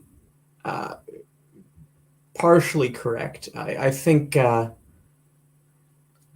he places too much emphasis on the nature of that limit. Sorry. I mean, I know the occult has this topic already settled. The occult already says that there are some things that words cannot describe. And if you try to describe them with words, you will give an imperfect impression.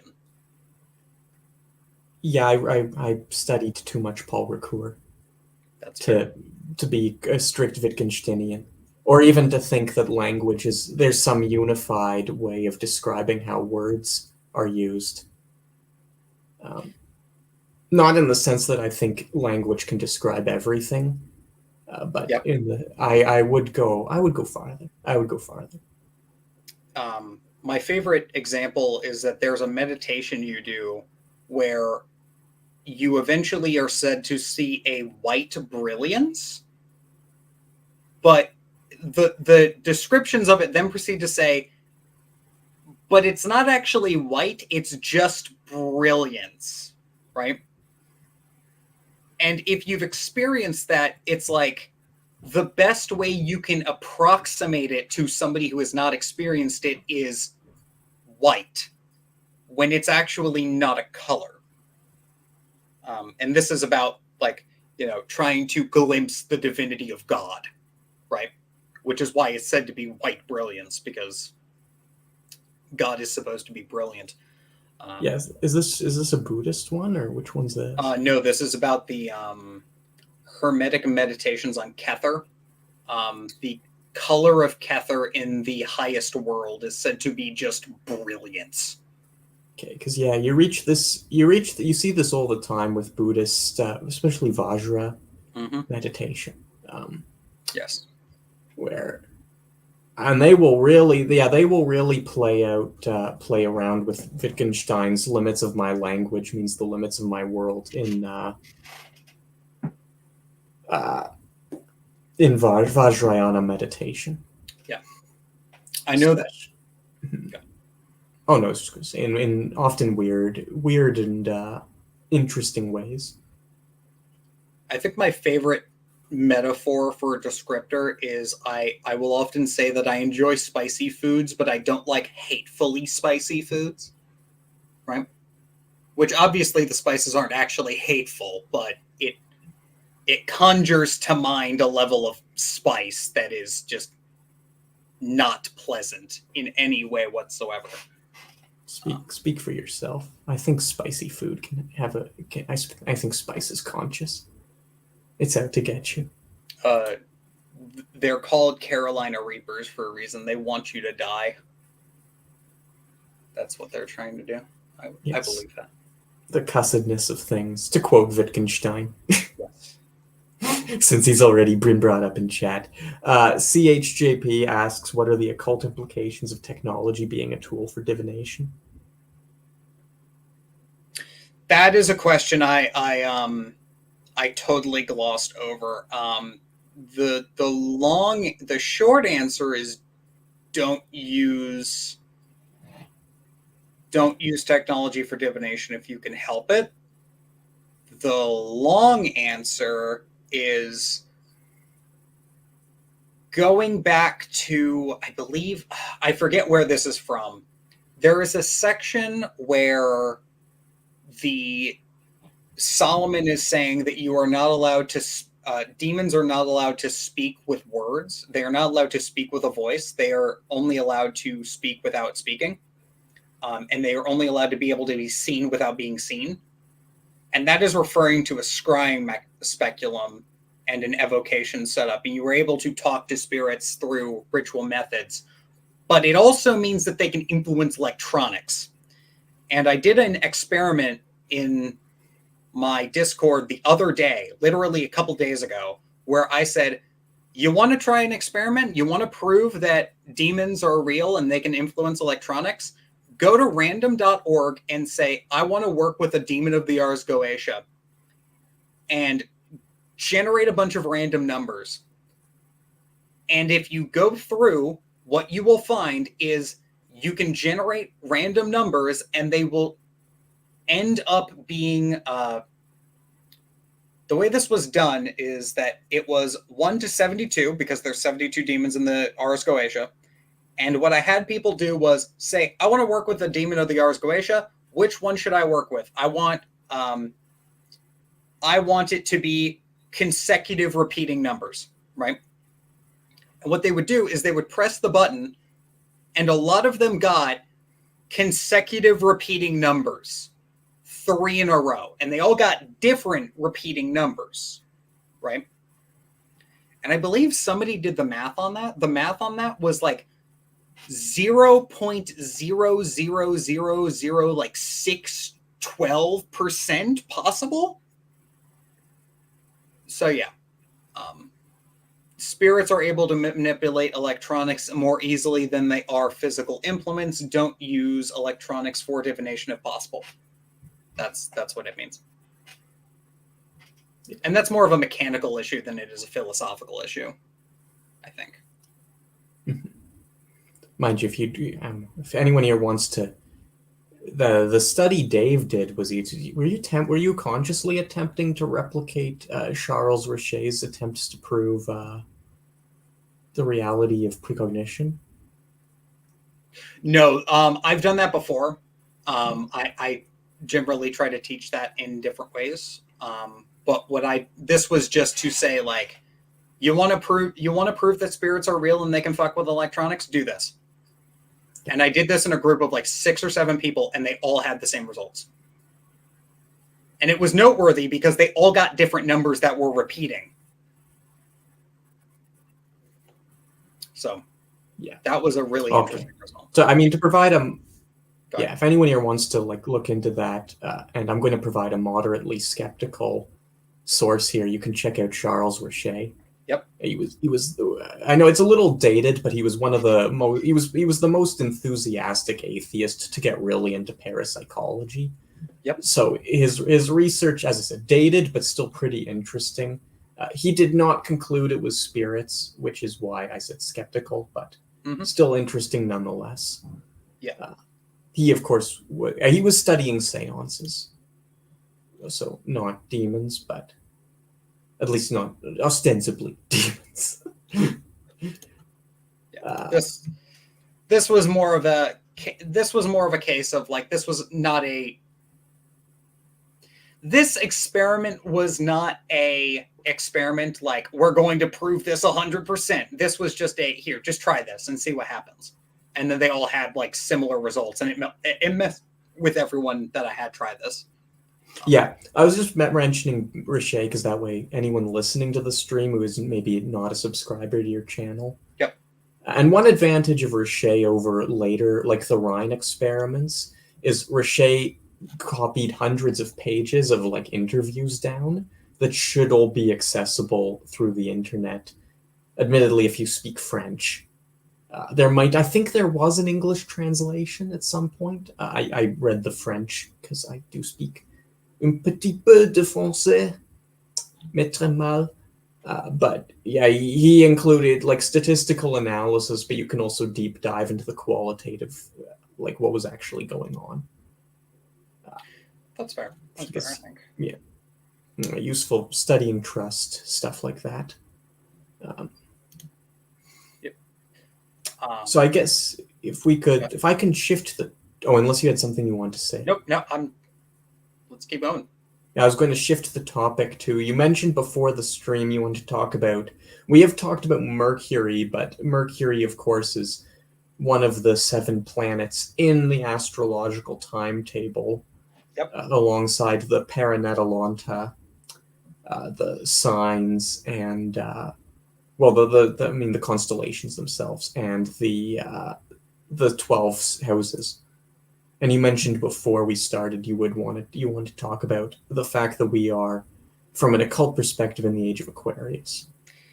Yes. So the way it works is there are a couple of orders of astrological timetables, and the planetary scale that is, I'm going to say this is the most accurate one, is every, I believe it's 490 years, we switch to the next planet in the Chaldean order.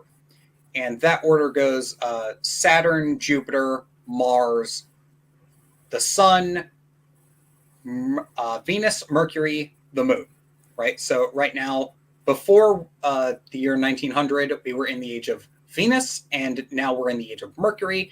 And next, we will be going to the age of the Moon, when we are all dead, unless we get life-extending technology, which would be an entire another nightmare. But then it would go back and it would reset to Saturn. So we're multiple hundreds of years away from that. But there's another system that got a lot more popular in the New Age movement because people were allegedly channeling spirits. And I believe this was a guy named Edgar Cayce who was channeling this. And what he ended up doing. Huh? He's the Age of Aquarius guy? I thought it was Edgar Cayce. Oh, I could Lord. be wrong. Oh, it wouldn't surprise me because a lot of the weirder stuff comes through him. Yeah, I think he's the guy who made the New Age, and like where we get the term New Age is he's talking about the New Age of Aquarius,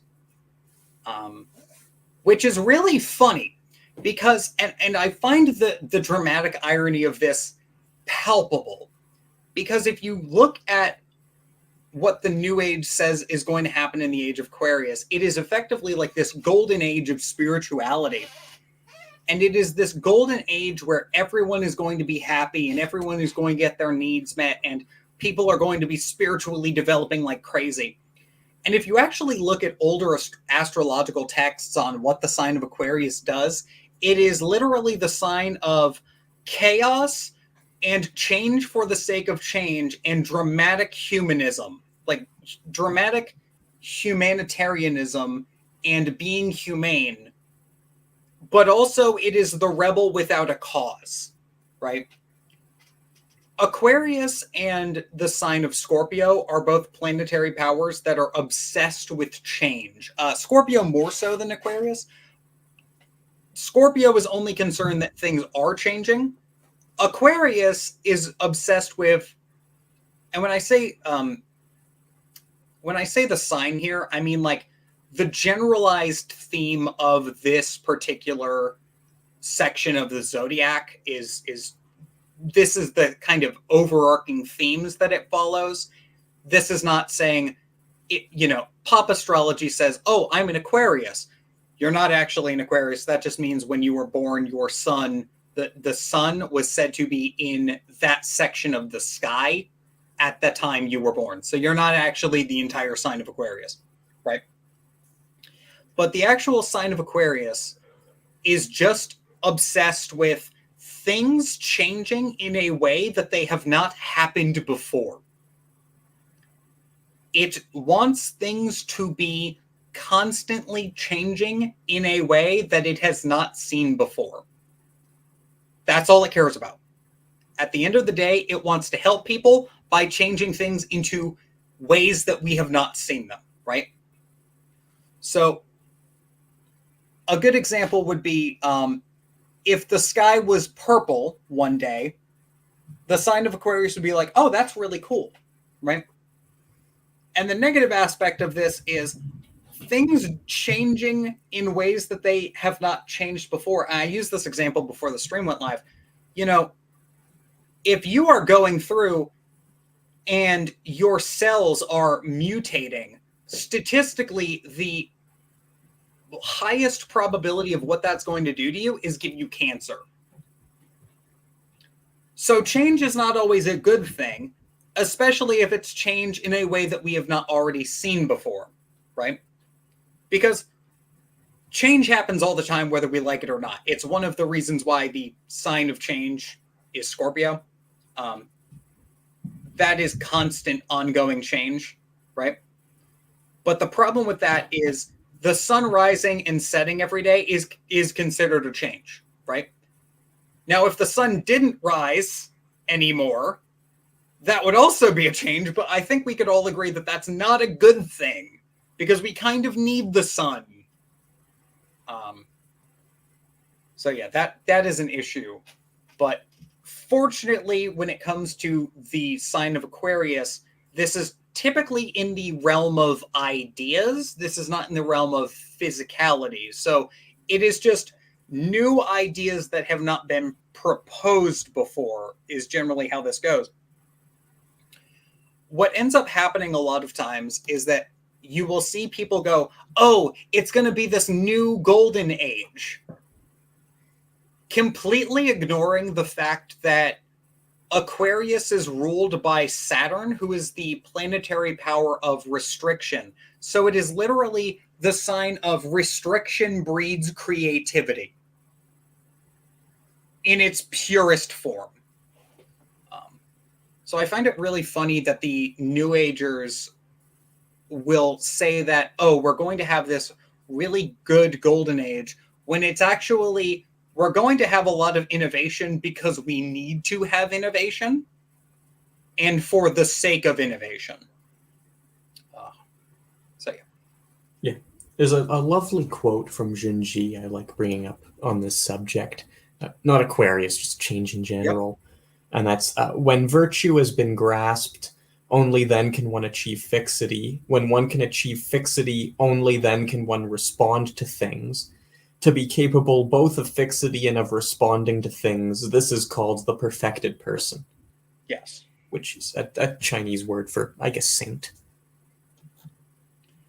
Yeah, it's an insane issue, because when you have this change for the sake of change, it leads you on this path of, what can I change even if it's a bad thing, right? What can I do differently? And it leads to a case of other people going, if it ain't broke, don't fix it. And then you go, but what would break it? So yeah, that's where we get back, segueing back into technology. I think a lot of people, most of the technologies that we currently have been around for 10, 20 years, right? You know, it's weird to think about this. YouTube is less than 20 years old, I think. Like, I think YouTube is actually less than 20 years old. I want to say next year's the 20-year anniversary. I think so. Yeah. But the fact that YouTube is so young is weird, right? Like think about it. If you've ever looked at pictures of a 1970s office, it looks uncanny to us because it looks basically the same, but modern offices just have computers. And if you go through and you think, wait a minute, a lot of the stuff that we have nowadays, cell phones are not an old thing. That cell phones did not exist as they do now 30 years ago. They don't. They just didn't. Like, the smartphone was invented very recently. Yeah.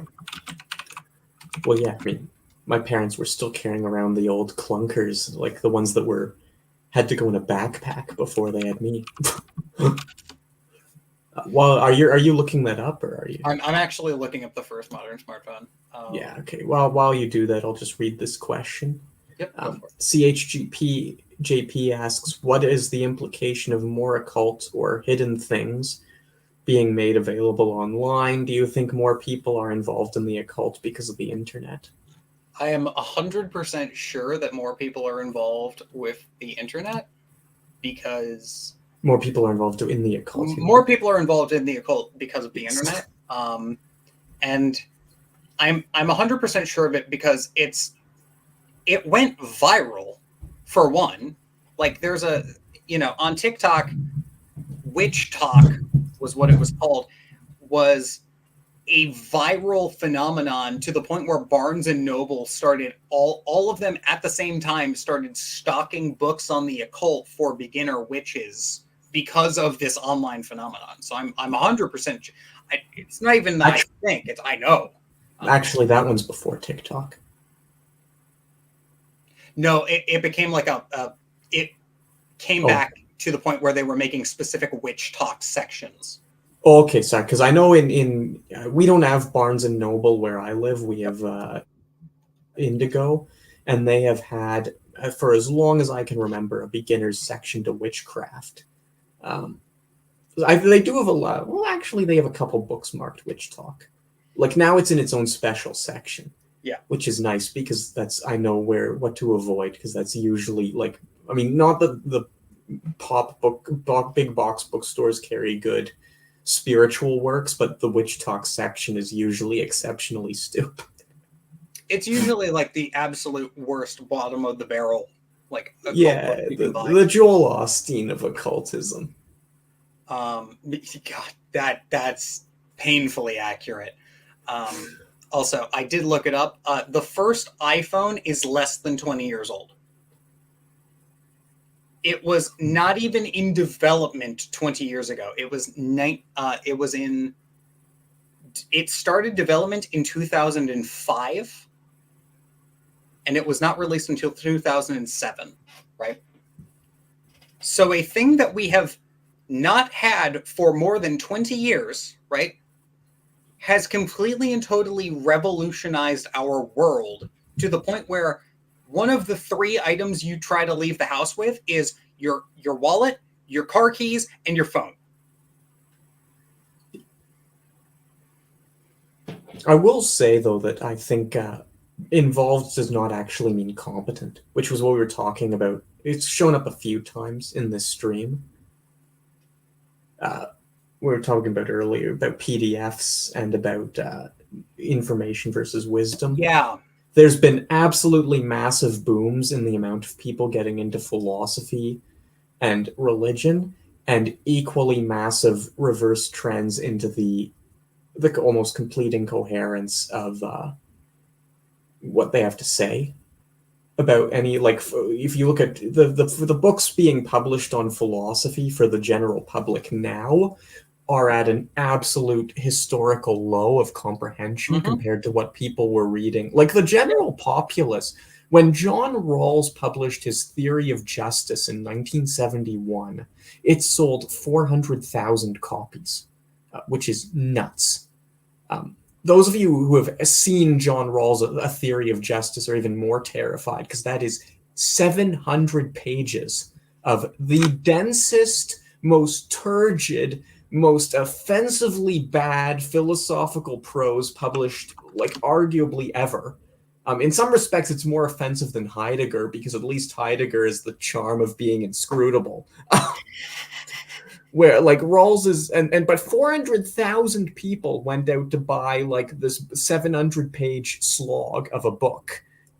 Now compare that to the books that come out nowadays and sell comparable copies, and then, like, misunderstand Aristotle's entire philosophy on page 2. This was Aristotle's way. And then you're horrified to discover that the person who wrote the book teaches at Oxford. Yep. Or like all the Stoic books. Patui, who was in here earlier, he's been talking with me on some of our streams even about, like, the absolute lunacy that is online understanding of theology amongst Christians. Yes. Like, the general populace, it's absolutely torpedoing. But even in Christians, you'll, like, start talking about Christian theology with somebody who has is this name like Patriarch Apostolicos V, and he has this icon in his image, and he tweets about nothing but the church all day long. And it's like my favorite metaphor is like getting him to accept any point about Christianity is like trying to win an arm wrestling match with a rabid polar bear. I would like to touch on that a little bit, actually. So one of the things about information being as common as it is a couple of years ago, I went on like a bit of a spiritual retreat from the world, and I started listening to an audiobook of Aquinas as I was doing something. And I had to stop what I was doing because I was so upset with how bad Aquinas' arguments were. Because for those of you who don't know, Thomas Aquinas in Catholicism is considered to be one of the fathers of like logical reasoning in the church. And he effectively does something in one of his works that effectively causes him to accidentally disprove God. Because his arguments are that bad. And if you are actually partaking in his arguments and trying to logically reason his arguments up, I think it's Aquinas' it's his Hantological arguments. Wait. So Aquinas, he presents a whole bunch. He presents 5 arguments from Aquinas' 5 ways, and then he presents a response to Anselm's ontological argument. Which one is it? Which one was it that you? It's his 5 ways that God exists. Yeah, I'm not a big argues fan. That so poorly that it could basically be used as evidence that God doesn't. I'm almost tempted to ask for which one you objected to, if you can actually remember that. All of them, but let me pull them up.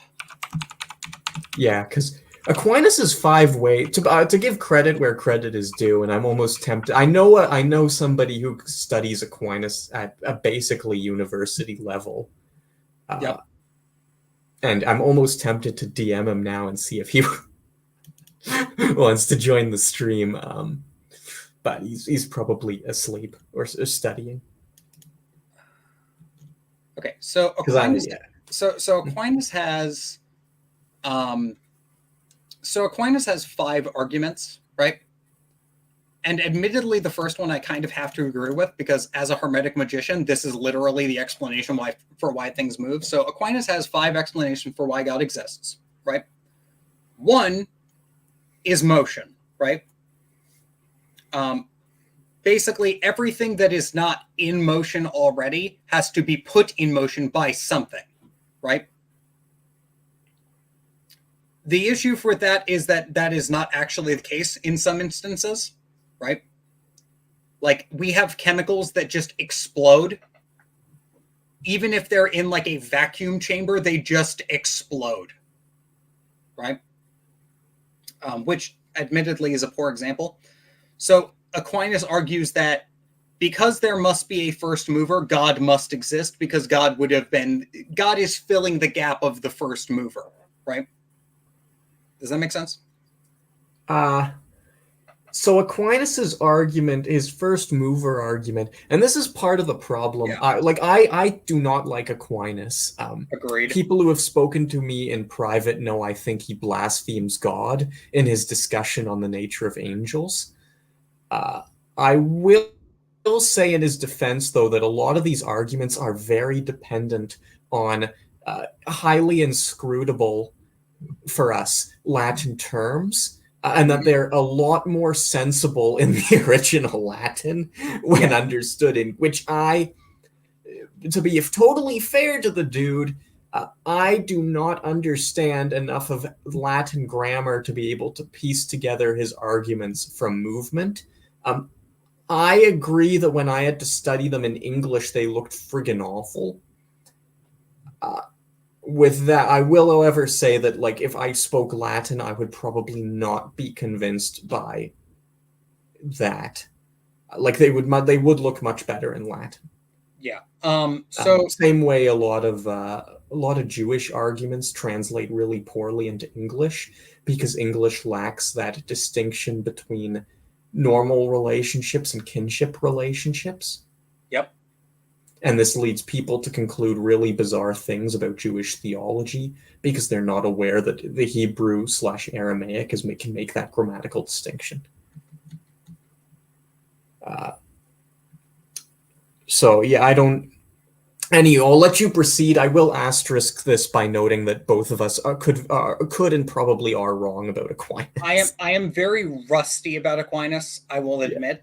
But basically, I'll let us continue because the stream is not an Aquinas discussion stream. But yeah, it's not an Aquinas discussion. But like,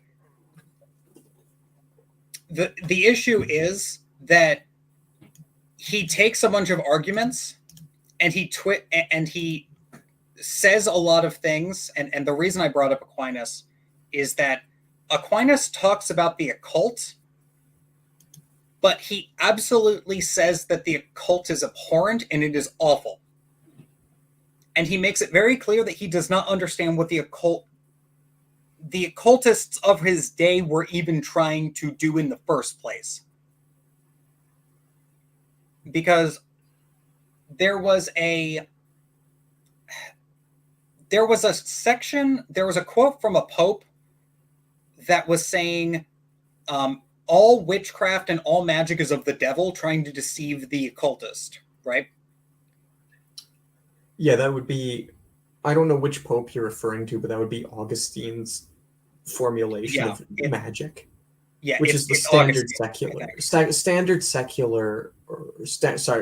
standard secular Christian argument for the occult. But here's where it gets really messed up. Because in the Bible, he is disproven by Jesus himself. And I believe it's in Luke where Jesus says you have the ability to command demons, but don't let that go to your head. Still be praising God. Yeah, that's certainly in Mark. Yeah, I think it's like said. It's in. I think it's in like 2 or 3 of the Gospels. I think it's in Mark and Luke. I want to say it's Mark 16:18 because I know I always confuse Mark 16:18 with Matthew 16:18, which is where the rock of Peter. Yeah. And so you have Jesus outright saying, yes, you can command and compel demons, but it is not through but it is only through the Lord that you are given this ability, right? And the secular churchgoer would say, well, you can't do that at all, right? Directly countermanding Jesus. It's okay. That one's an interesting one. In a Christian you are correct about like the secular Christian, and I think it is. I have seen arguments propounded by like secular Christian or anti-metaphysical Christians. Mm-hmm. I find that convincing, especially because in the 1st century AD Near Eastern context, Jesus absolutely did not mean anything psychological. No. He meant that in the most literal sense, as all archaeology will tell us. I will say, so part of the issue with Aquinas, sorry, CHGP, I saw your question. I'll get to it in a moment. I can't offer much to say about John Duns Scotus. I don't know if Dave has anything more. I only read like a little précis on him, and that was years and years ago. I don't think I've read him at all. Duns Scotus was interesting for, if I remember correctly, it was the Hasid quiddity distinction, which stands out as one of the high points of Christian writing on the nature of identity. That's about all I know of the guy is the selection on that. I can look into it. If you're here in a later stream, bring the question back up again. Even if it's not directly pertinent to the stream topic, I can answer it then. But right now it's been too long. Where was I? In the middle of So to give Aquinas in his commentary, he actually is just, he circumscribes thaumaturgy to pick into three different spheres. Sorcery, Christian miracle working, which Aquinas does believe in, because he has to. Right? He would have been hereticized by the church of the time if he denied it. Even nowadays, you can't actually publicly deny miracles in the Catholic. They just have a much stricter and less impressive method for vetting them. But he did believe Aquinas elsewhere does talk about amulets and does say that they can function. He just bans sorcerous amulets, which are demonic, and Jewish/Islamic amulets, which are idolatrous. Yes. And in context, he is referring to Solomonic material. Yes. And this is you mentioned actually. It's obvious he didn't. I think he did understand the occult maybe a bit better than you think, but I will say it's clear he didn't meet any occultists. Yeah. Because Nachmanides also, like Nachmanides, for instance, talks about what is very obviously the Picatrix. Yep. And Nachmanides includes discussions on how occultist acquaintance of his used it. So when Nachmanides talks about the Picatrix, it's like it's not just what the text says or it's how was this text used by real people, whereas Aquinas's use of the text is palpably disconnected from its historical context. Yeah, he just separates it entirely from context, which is the problem for me. Like he basically just says like all of this stuff works, but it's also like heretical, but also it's praising the Lord God. I think there's a phrase of like what father gives a snake when their son is asking for fish. That is also a problem. There's a lot of issues with I'm not going to defend Aquinas's views on magic. I will just say that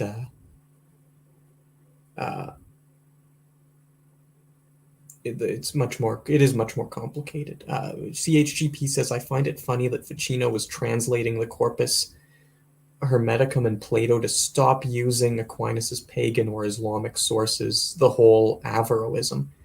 Aquinas wasn't an Averroist. He hated it, as did Ficino. I don't know if I would say Ficino wanted to get away from Aquinas's pagan and Islamic sources. I think he wanted better sources. I know that Agrippa, quoting Ficino, basically only quotes Aquinas under what feels like duress. It's really hard to say. Part of the problem here is you also have a lot of these writers aggressively applying hermeneutical principles to reread these texts in ways that aren't immediately apparent. So to give, I know we are off target here, but I do think this is still thematically related. Giordani Bruno, he often gets treated as a hardline Neoplatonist. Which leads thinkers to conclude that his references to Aristotle and to Aristotelian sources, such as Aquinas, are, again, under duress or fake or like covers, neglecting that Neoplatonism had thought that Aristotle never disagreed with Plato and had a whole slew of hermeneutical resources to prove this very bizarre assertion. Which means it's probable that Bruno actually is sincere about his references to Aristotle / Aquinas / whoever. He's just using them in ways that are completely opposite to those in which they'd have been used by the Dominicans of his time. And this was something that was known at the time, but because people had a much broader knowledge base, they took it for granted in their writings, which means they're not going to earmark what they're doing. Yes. So for that reason, I actually think Ficino might be more of an Aristotelian than some people might be tempted to say. And I'm going to bring this back to our main topic about technology and information. mostly information technologies, because we just went through, right? And we have just proven that we barely understand Agrippa, right? Because we're very rusty, we have experienced, and we have come to our own conclusions about Agrippa, but that was so long ago, I don't think either of us could tell you why we came to those conclusions at the time, right? That is happening on a massive scale every second on the internet now. Yes. Actually, it even happened 5 seconds ago because you assumed we were talking about Agrippa when I was just talking about Ficino. I've never actually read Agrippa. Agrippa references Ficino a lot. That's why I mentioned Agrippa. Okay. Yeah. No. Well, you were talking about Agrippa. I was not. I was talking about Agrippa because Agrippa references Ficino, which now we're getting into. Now we're proving that the miscommunication is real. Because I was talking about Agrippa because he references Ficino, but you were talking about Ficino because he references Aristotle, and yes, and so like we're going back, and so we're like trying to figure out which part in this game of telephone, which that's what the authors were doing. Like the authors were like, I disagree with this person, and then like later they were picked up by, well, these two people agreed, so that then this person agreed with this person he was disagreeing with. Yeah, I don't even want to. The only work of Agrippa's I have read in full is his declaration on the superiority of woman, which has absolutely nothing to do with the occult. Man knew what he was about, though. Man knew what he was about. You can't even argue that one. Yeah, I've read passages. I have not read the full. I've been waiting to work up the money to get the recent translation. Because I like nice translations for occult sources, because a lot of technical terms just don't get translated in like the Tarl Warwick. Yeah, like if you have no money, I won't. You can go use them, but like he's just using really crappy Victorian translations, and whole key terms are just randomly rendered. Yeah, so he is not exactly a very. We're going to call him a very good source. He does do very nice digital art. Like he commissions new versions of like seals and sigils that are in painfully 4K resolution. But for the most part, he's not exactly a good source. Yeah, I'm not talking about him as a person. I just mean his like the little booksy sources. Yep. You want to talk about like, I guess all this just sort of proves what we were talking about, in the sense that in order to really get in deep on, and Agrippa's and some of these guys aren't even the deepest occult sources or religious sources you can start getting into. You can't just like open the book and read it. Nor is it even sufficient to find a good translation.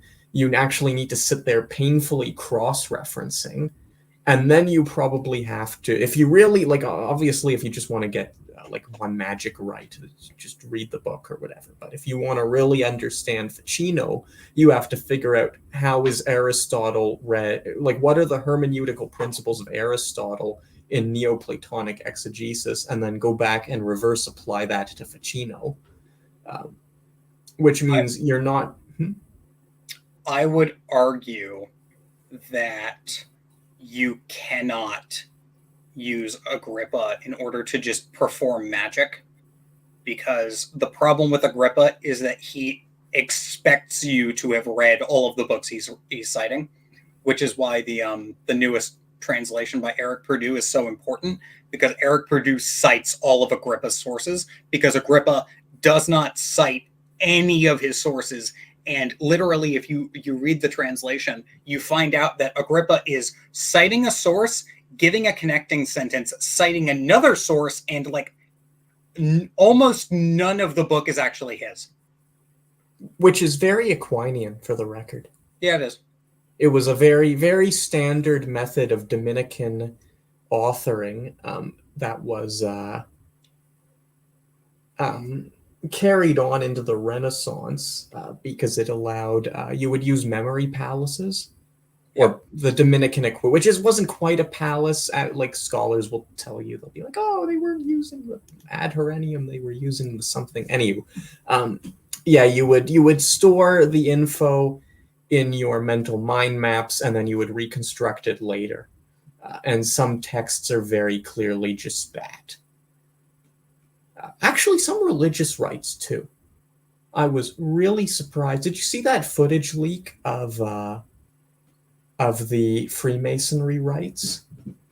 Would have been last year.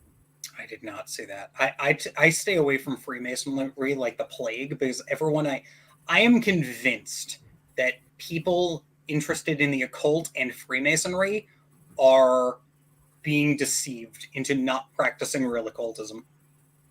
Well, yeah. So this real stereotypical tradcath enters a Freemasonry rite, and then he basically, like, you swear an oath to God never to reveal it, right? Yep. So this little twit is like absolutely horrified by the quote unquote Jewish rites he's witnessing, so he promptly records all of it to release it to the public, thereby violating an oath to God to defend his modern political interests, which is truly what the Catholic Church wants from him. Anywho, the fascinating thing about it is I'm watching this video and I'm like, holy moly, this is just a memory palace technique from the 12th century monk Hugh of St. Victor. Yep. Like, it's not even, I won't say it's not an occult rite. It is a religious rite, but it's a religious rite designed from like medieval lay monasticism. Nothing to do with Jews, which you could tell the minute they started talking about Solomon, because there are no Jewish religious rites involving Solomon. No, there's not. Yeah. But yeah, like... Admittedly, nor should there be. No, there shouldn't be any. It's a little... It works in Christianity because Hugh of St. Victor overlays the entire thing with a cross. Which means the entire Solomonic story gets completely reconceptualized. Yeah, it really does. In ways that are completely unintelligible to the biblical text, but work from a Christian standpoint. So yeah, you're right. Like, occult, as far as the occult is concerned, is useless. As far as other esoteric streams, useless. But very fascinating from like an anthropological level to see that this 12th century Christian monastic technique is alive and well in the middle of whatever rural American town this guy leaked the secrets from. It really, and that's a really funny thing, because all of the problems with early philosophical and occult philosophy going from point A to point B has been exacerbated in modern day, because it also is a problem of, if you want a book on the occult, you know, if you were in Agrippa's time, you could just steal entire paragraphs out of Aristotle and Plato and Ficino and Bruno, all of those, you could just steal them. But now in modern day, if you want to even quote something, you need to go through like 6 different layers of copyright, so it now also has to be your own stuff. And that also leads to a problem of it all looking the same. Yeah, I mean, one issue it's leading to is it makes it a little difficult to actually stick straight to the meaning of the original writer. Yeah. I am preparing. So I mentioned earlier I delivered a lecture on Doreen virtue and Christian polytheism, and we took a deep dive into what does it actually mean to be a monotheist, and we also looked at the Nephilim. I am preparing an essay on the Nephilim for publication, probably through self-publishing through Amazon. And one of the problems I'm having is, in order to quote effectively from a lot of Christian sources, I have to cut up the quote into like little bite-sized chunks. And then Augustine does this super unfair thing where he rewrites the Corpus Hermeticum by quoting it in bite-sized chunks to make it look like Hermes' son Tat is Jesus. And the Corpus Hermeticum is saying you should abandon paganism to follow Jesus. And then he's like, but none of the followers of Hermeticism did this. And I'm having this issue of I'm looking at my manuscript and like it looks like I'm pulling an Augustine. So I have to keep adding clarificatory footnotes to state like I'm not trying to rearrange it. I'm just trying to I just don't want to quote the entire like 5th chapter of the Epistle to Diognetus. I mean, the thing about the Corpus Hermeticum is that Tat is not Jesus. Tat is used as an example of what happens if you follow Hermes' teachings to their conclusion. Yeah, he's a fictitious student. Yes. Well, technically the entire work is fictitious in some way, but Tat is a very fictitious student because if you believe the Hermeticum is like literal, he is one of, I believe, 3 people off the top of my head in the Western tradition who just becomes an angel. Yeah, it's an Enoch, Ezekiel, and Tat, I believe. Enoch, Elijah, Tat.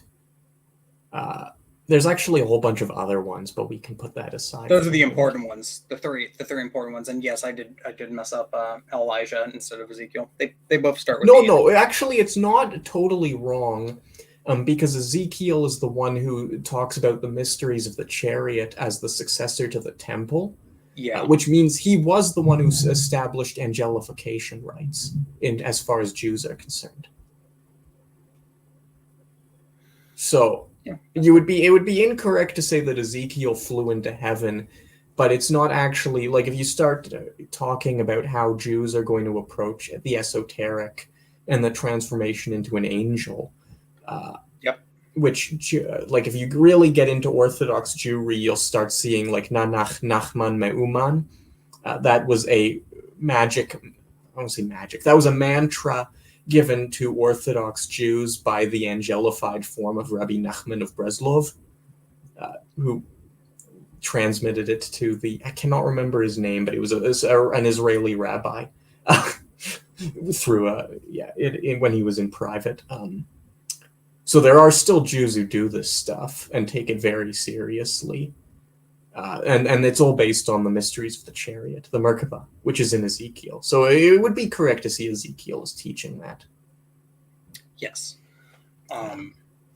There's a lot of interesting things when it comes to the cross section between not Hermeticism specifically, but just occultism in general and technology, because you will see people try to use technology for the occult, and it almost always backfires. Like I've seen it backfire way more commonly than it should, and it's almost like they will do this ritual or they will use the technology as the focal point for their experiments, and then after those occur, the experiment goes wildly off the rails for a reason that they were not expecting. And it usually is in a way that you can see, because it'll be like, oh, I'm going to try to use this, I'm going to try to use a computer to use for divination, and then it gets hijacked into telling them wrong information, because it's very easy for spirits to manipulate electronics. Way more than it should be. Way easier than it should be, and we just kind of, pro tip, if you're playing a video game and you're not getting good loot drops, pray to God, and it will usually work out in your favor. That is a joke, but I've actually done that before. So yeah. Okay. That is good. Is good to know. I was hoping to use Starbound to teach Plotinus' spiritual ascent of the soul, so I'll pray for the correct. Pray to the version of Jesus that gives you luck. RN Jesus. Yes. We need the right. Right. Yeah. There's an old actually adage, I guess, of the sort of occult, you will notice that there has been a very uneasy historical relationship throughout history between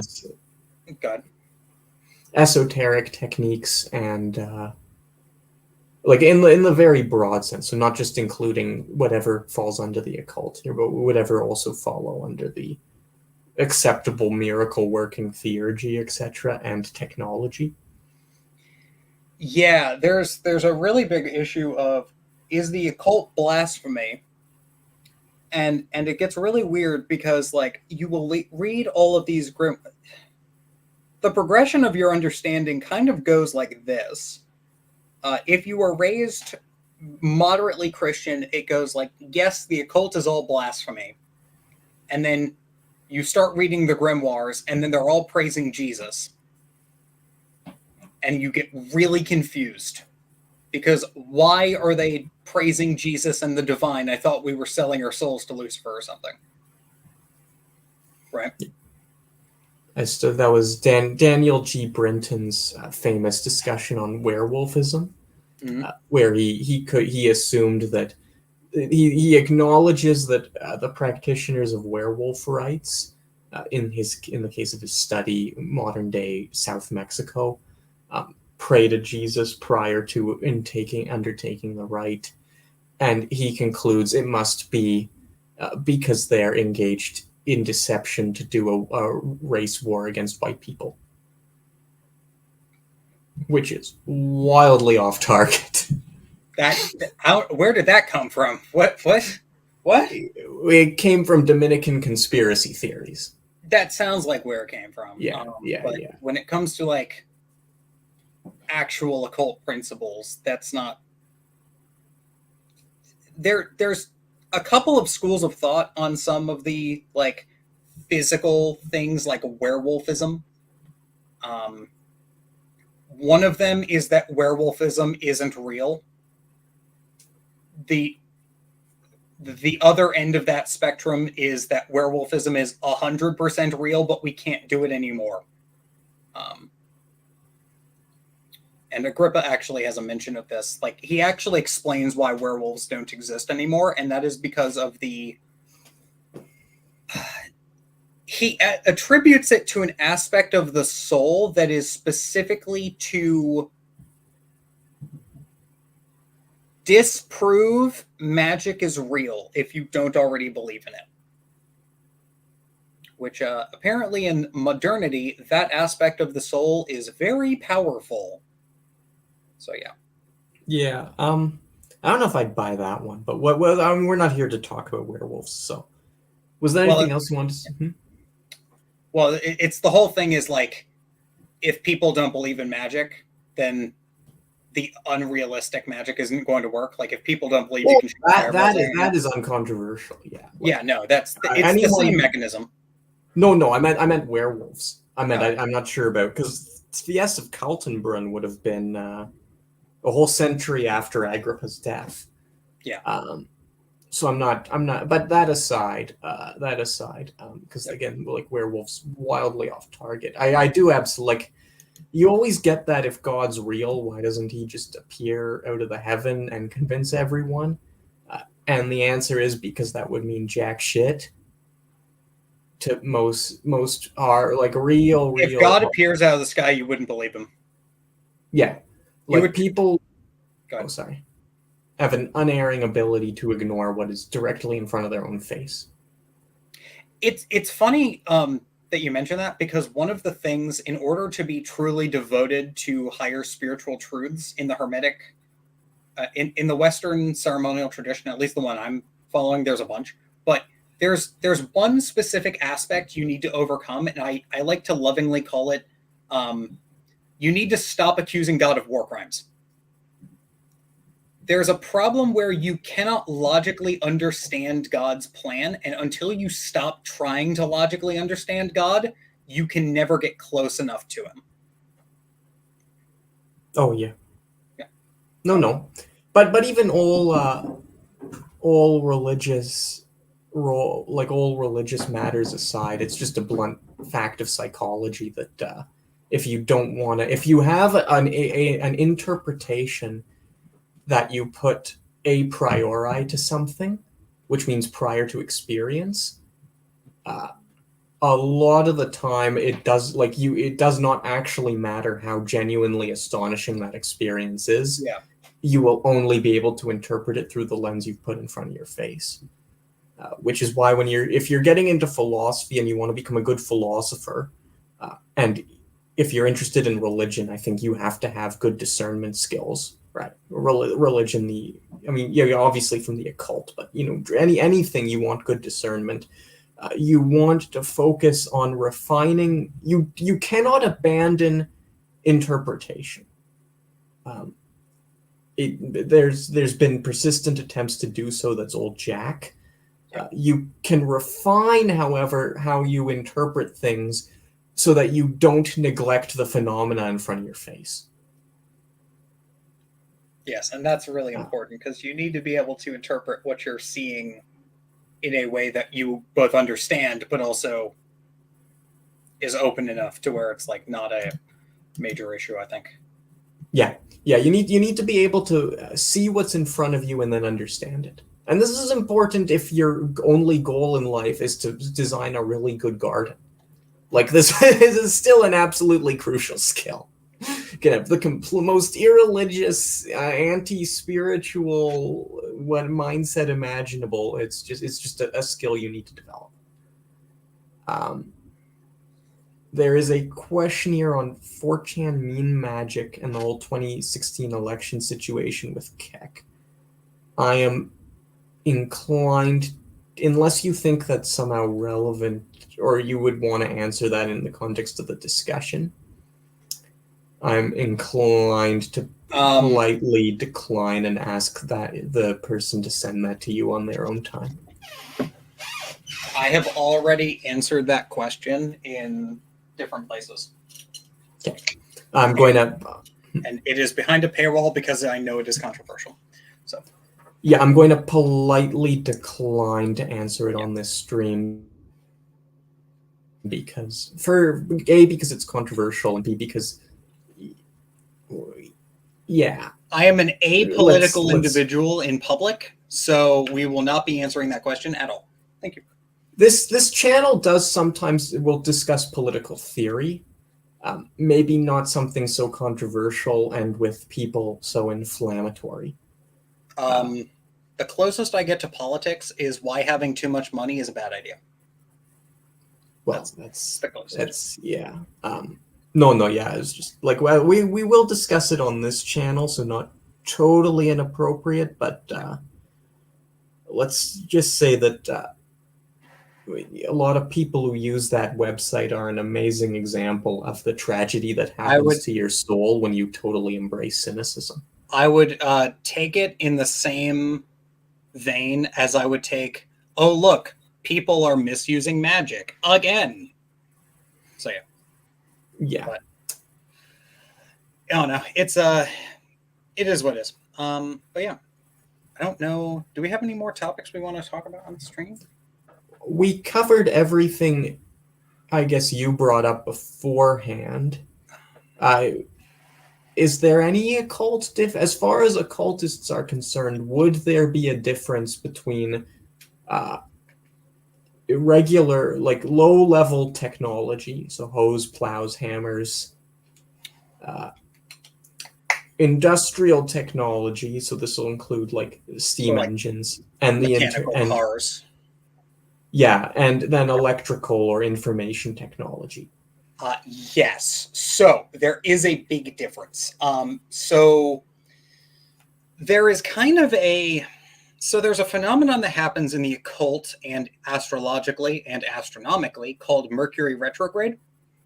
And a pen will, the more communication and the more mechanical a tool is, the more prone to failure it is during those time periods.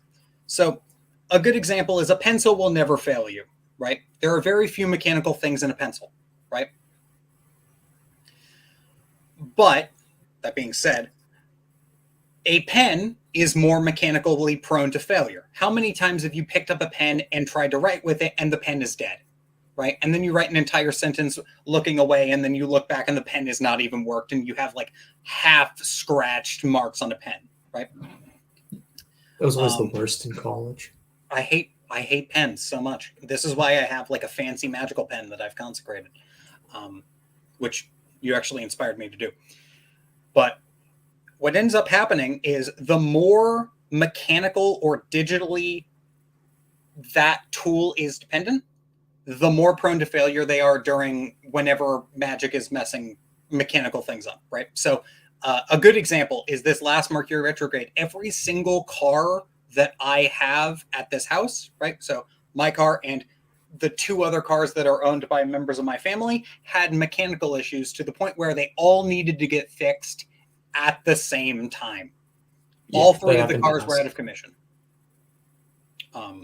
For the same thing too, which was weird. It was like different parts of the car had like rusted, which was the issue.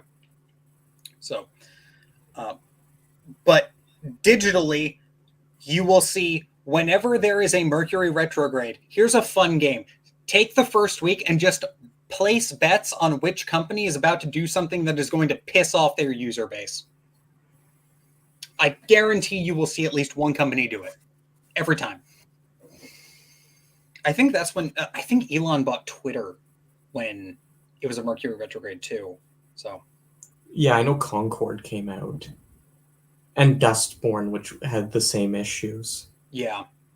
But Dustborn is obvious. That one wasn't corporate. That one was just people. No, that one was funded by the EU Ministry for Propaganda. Yes, and probably the Canadian Ministry for Security. But that aside, okay. All right. Yeah. So that was about it for stuff. Yeah, I mean, I didn't have any. I just wanted to bring you on to give occult perspectives.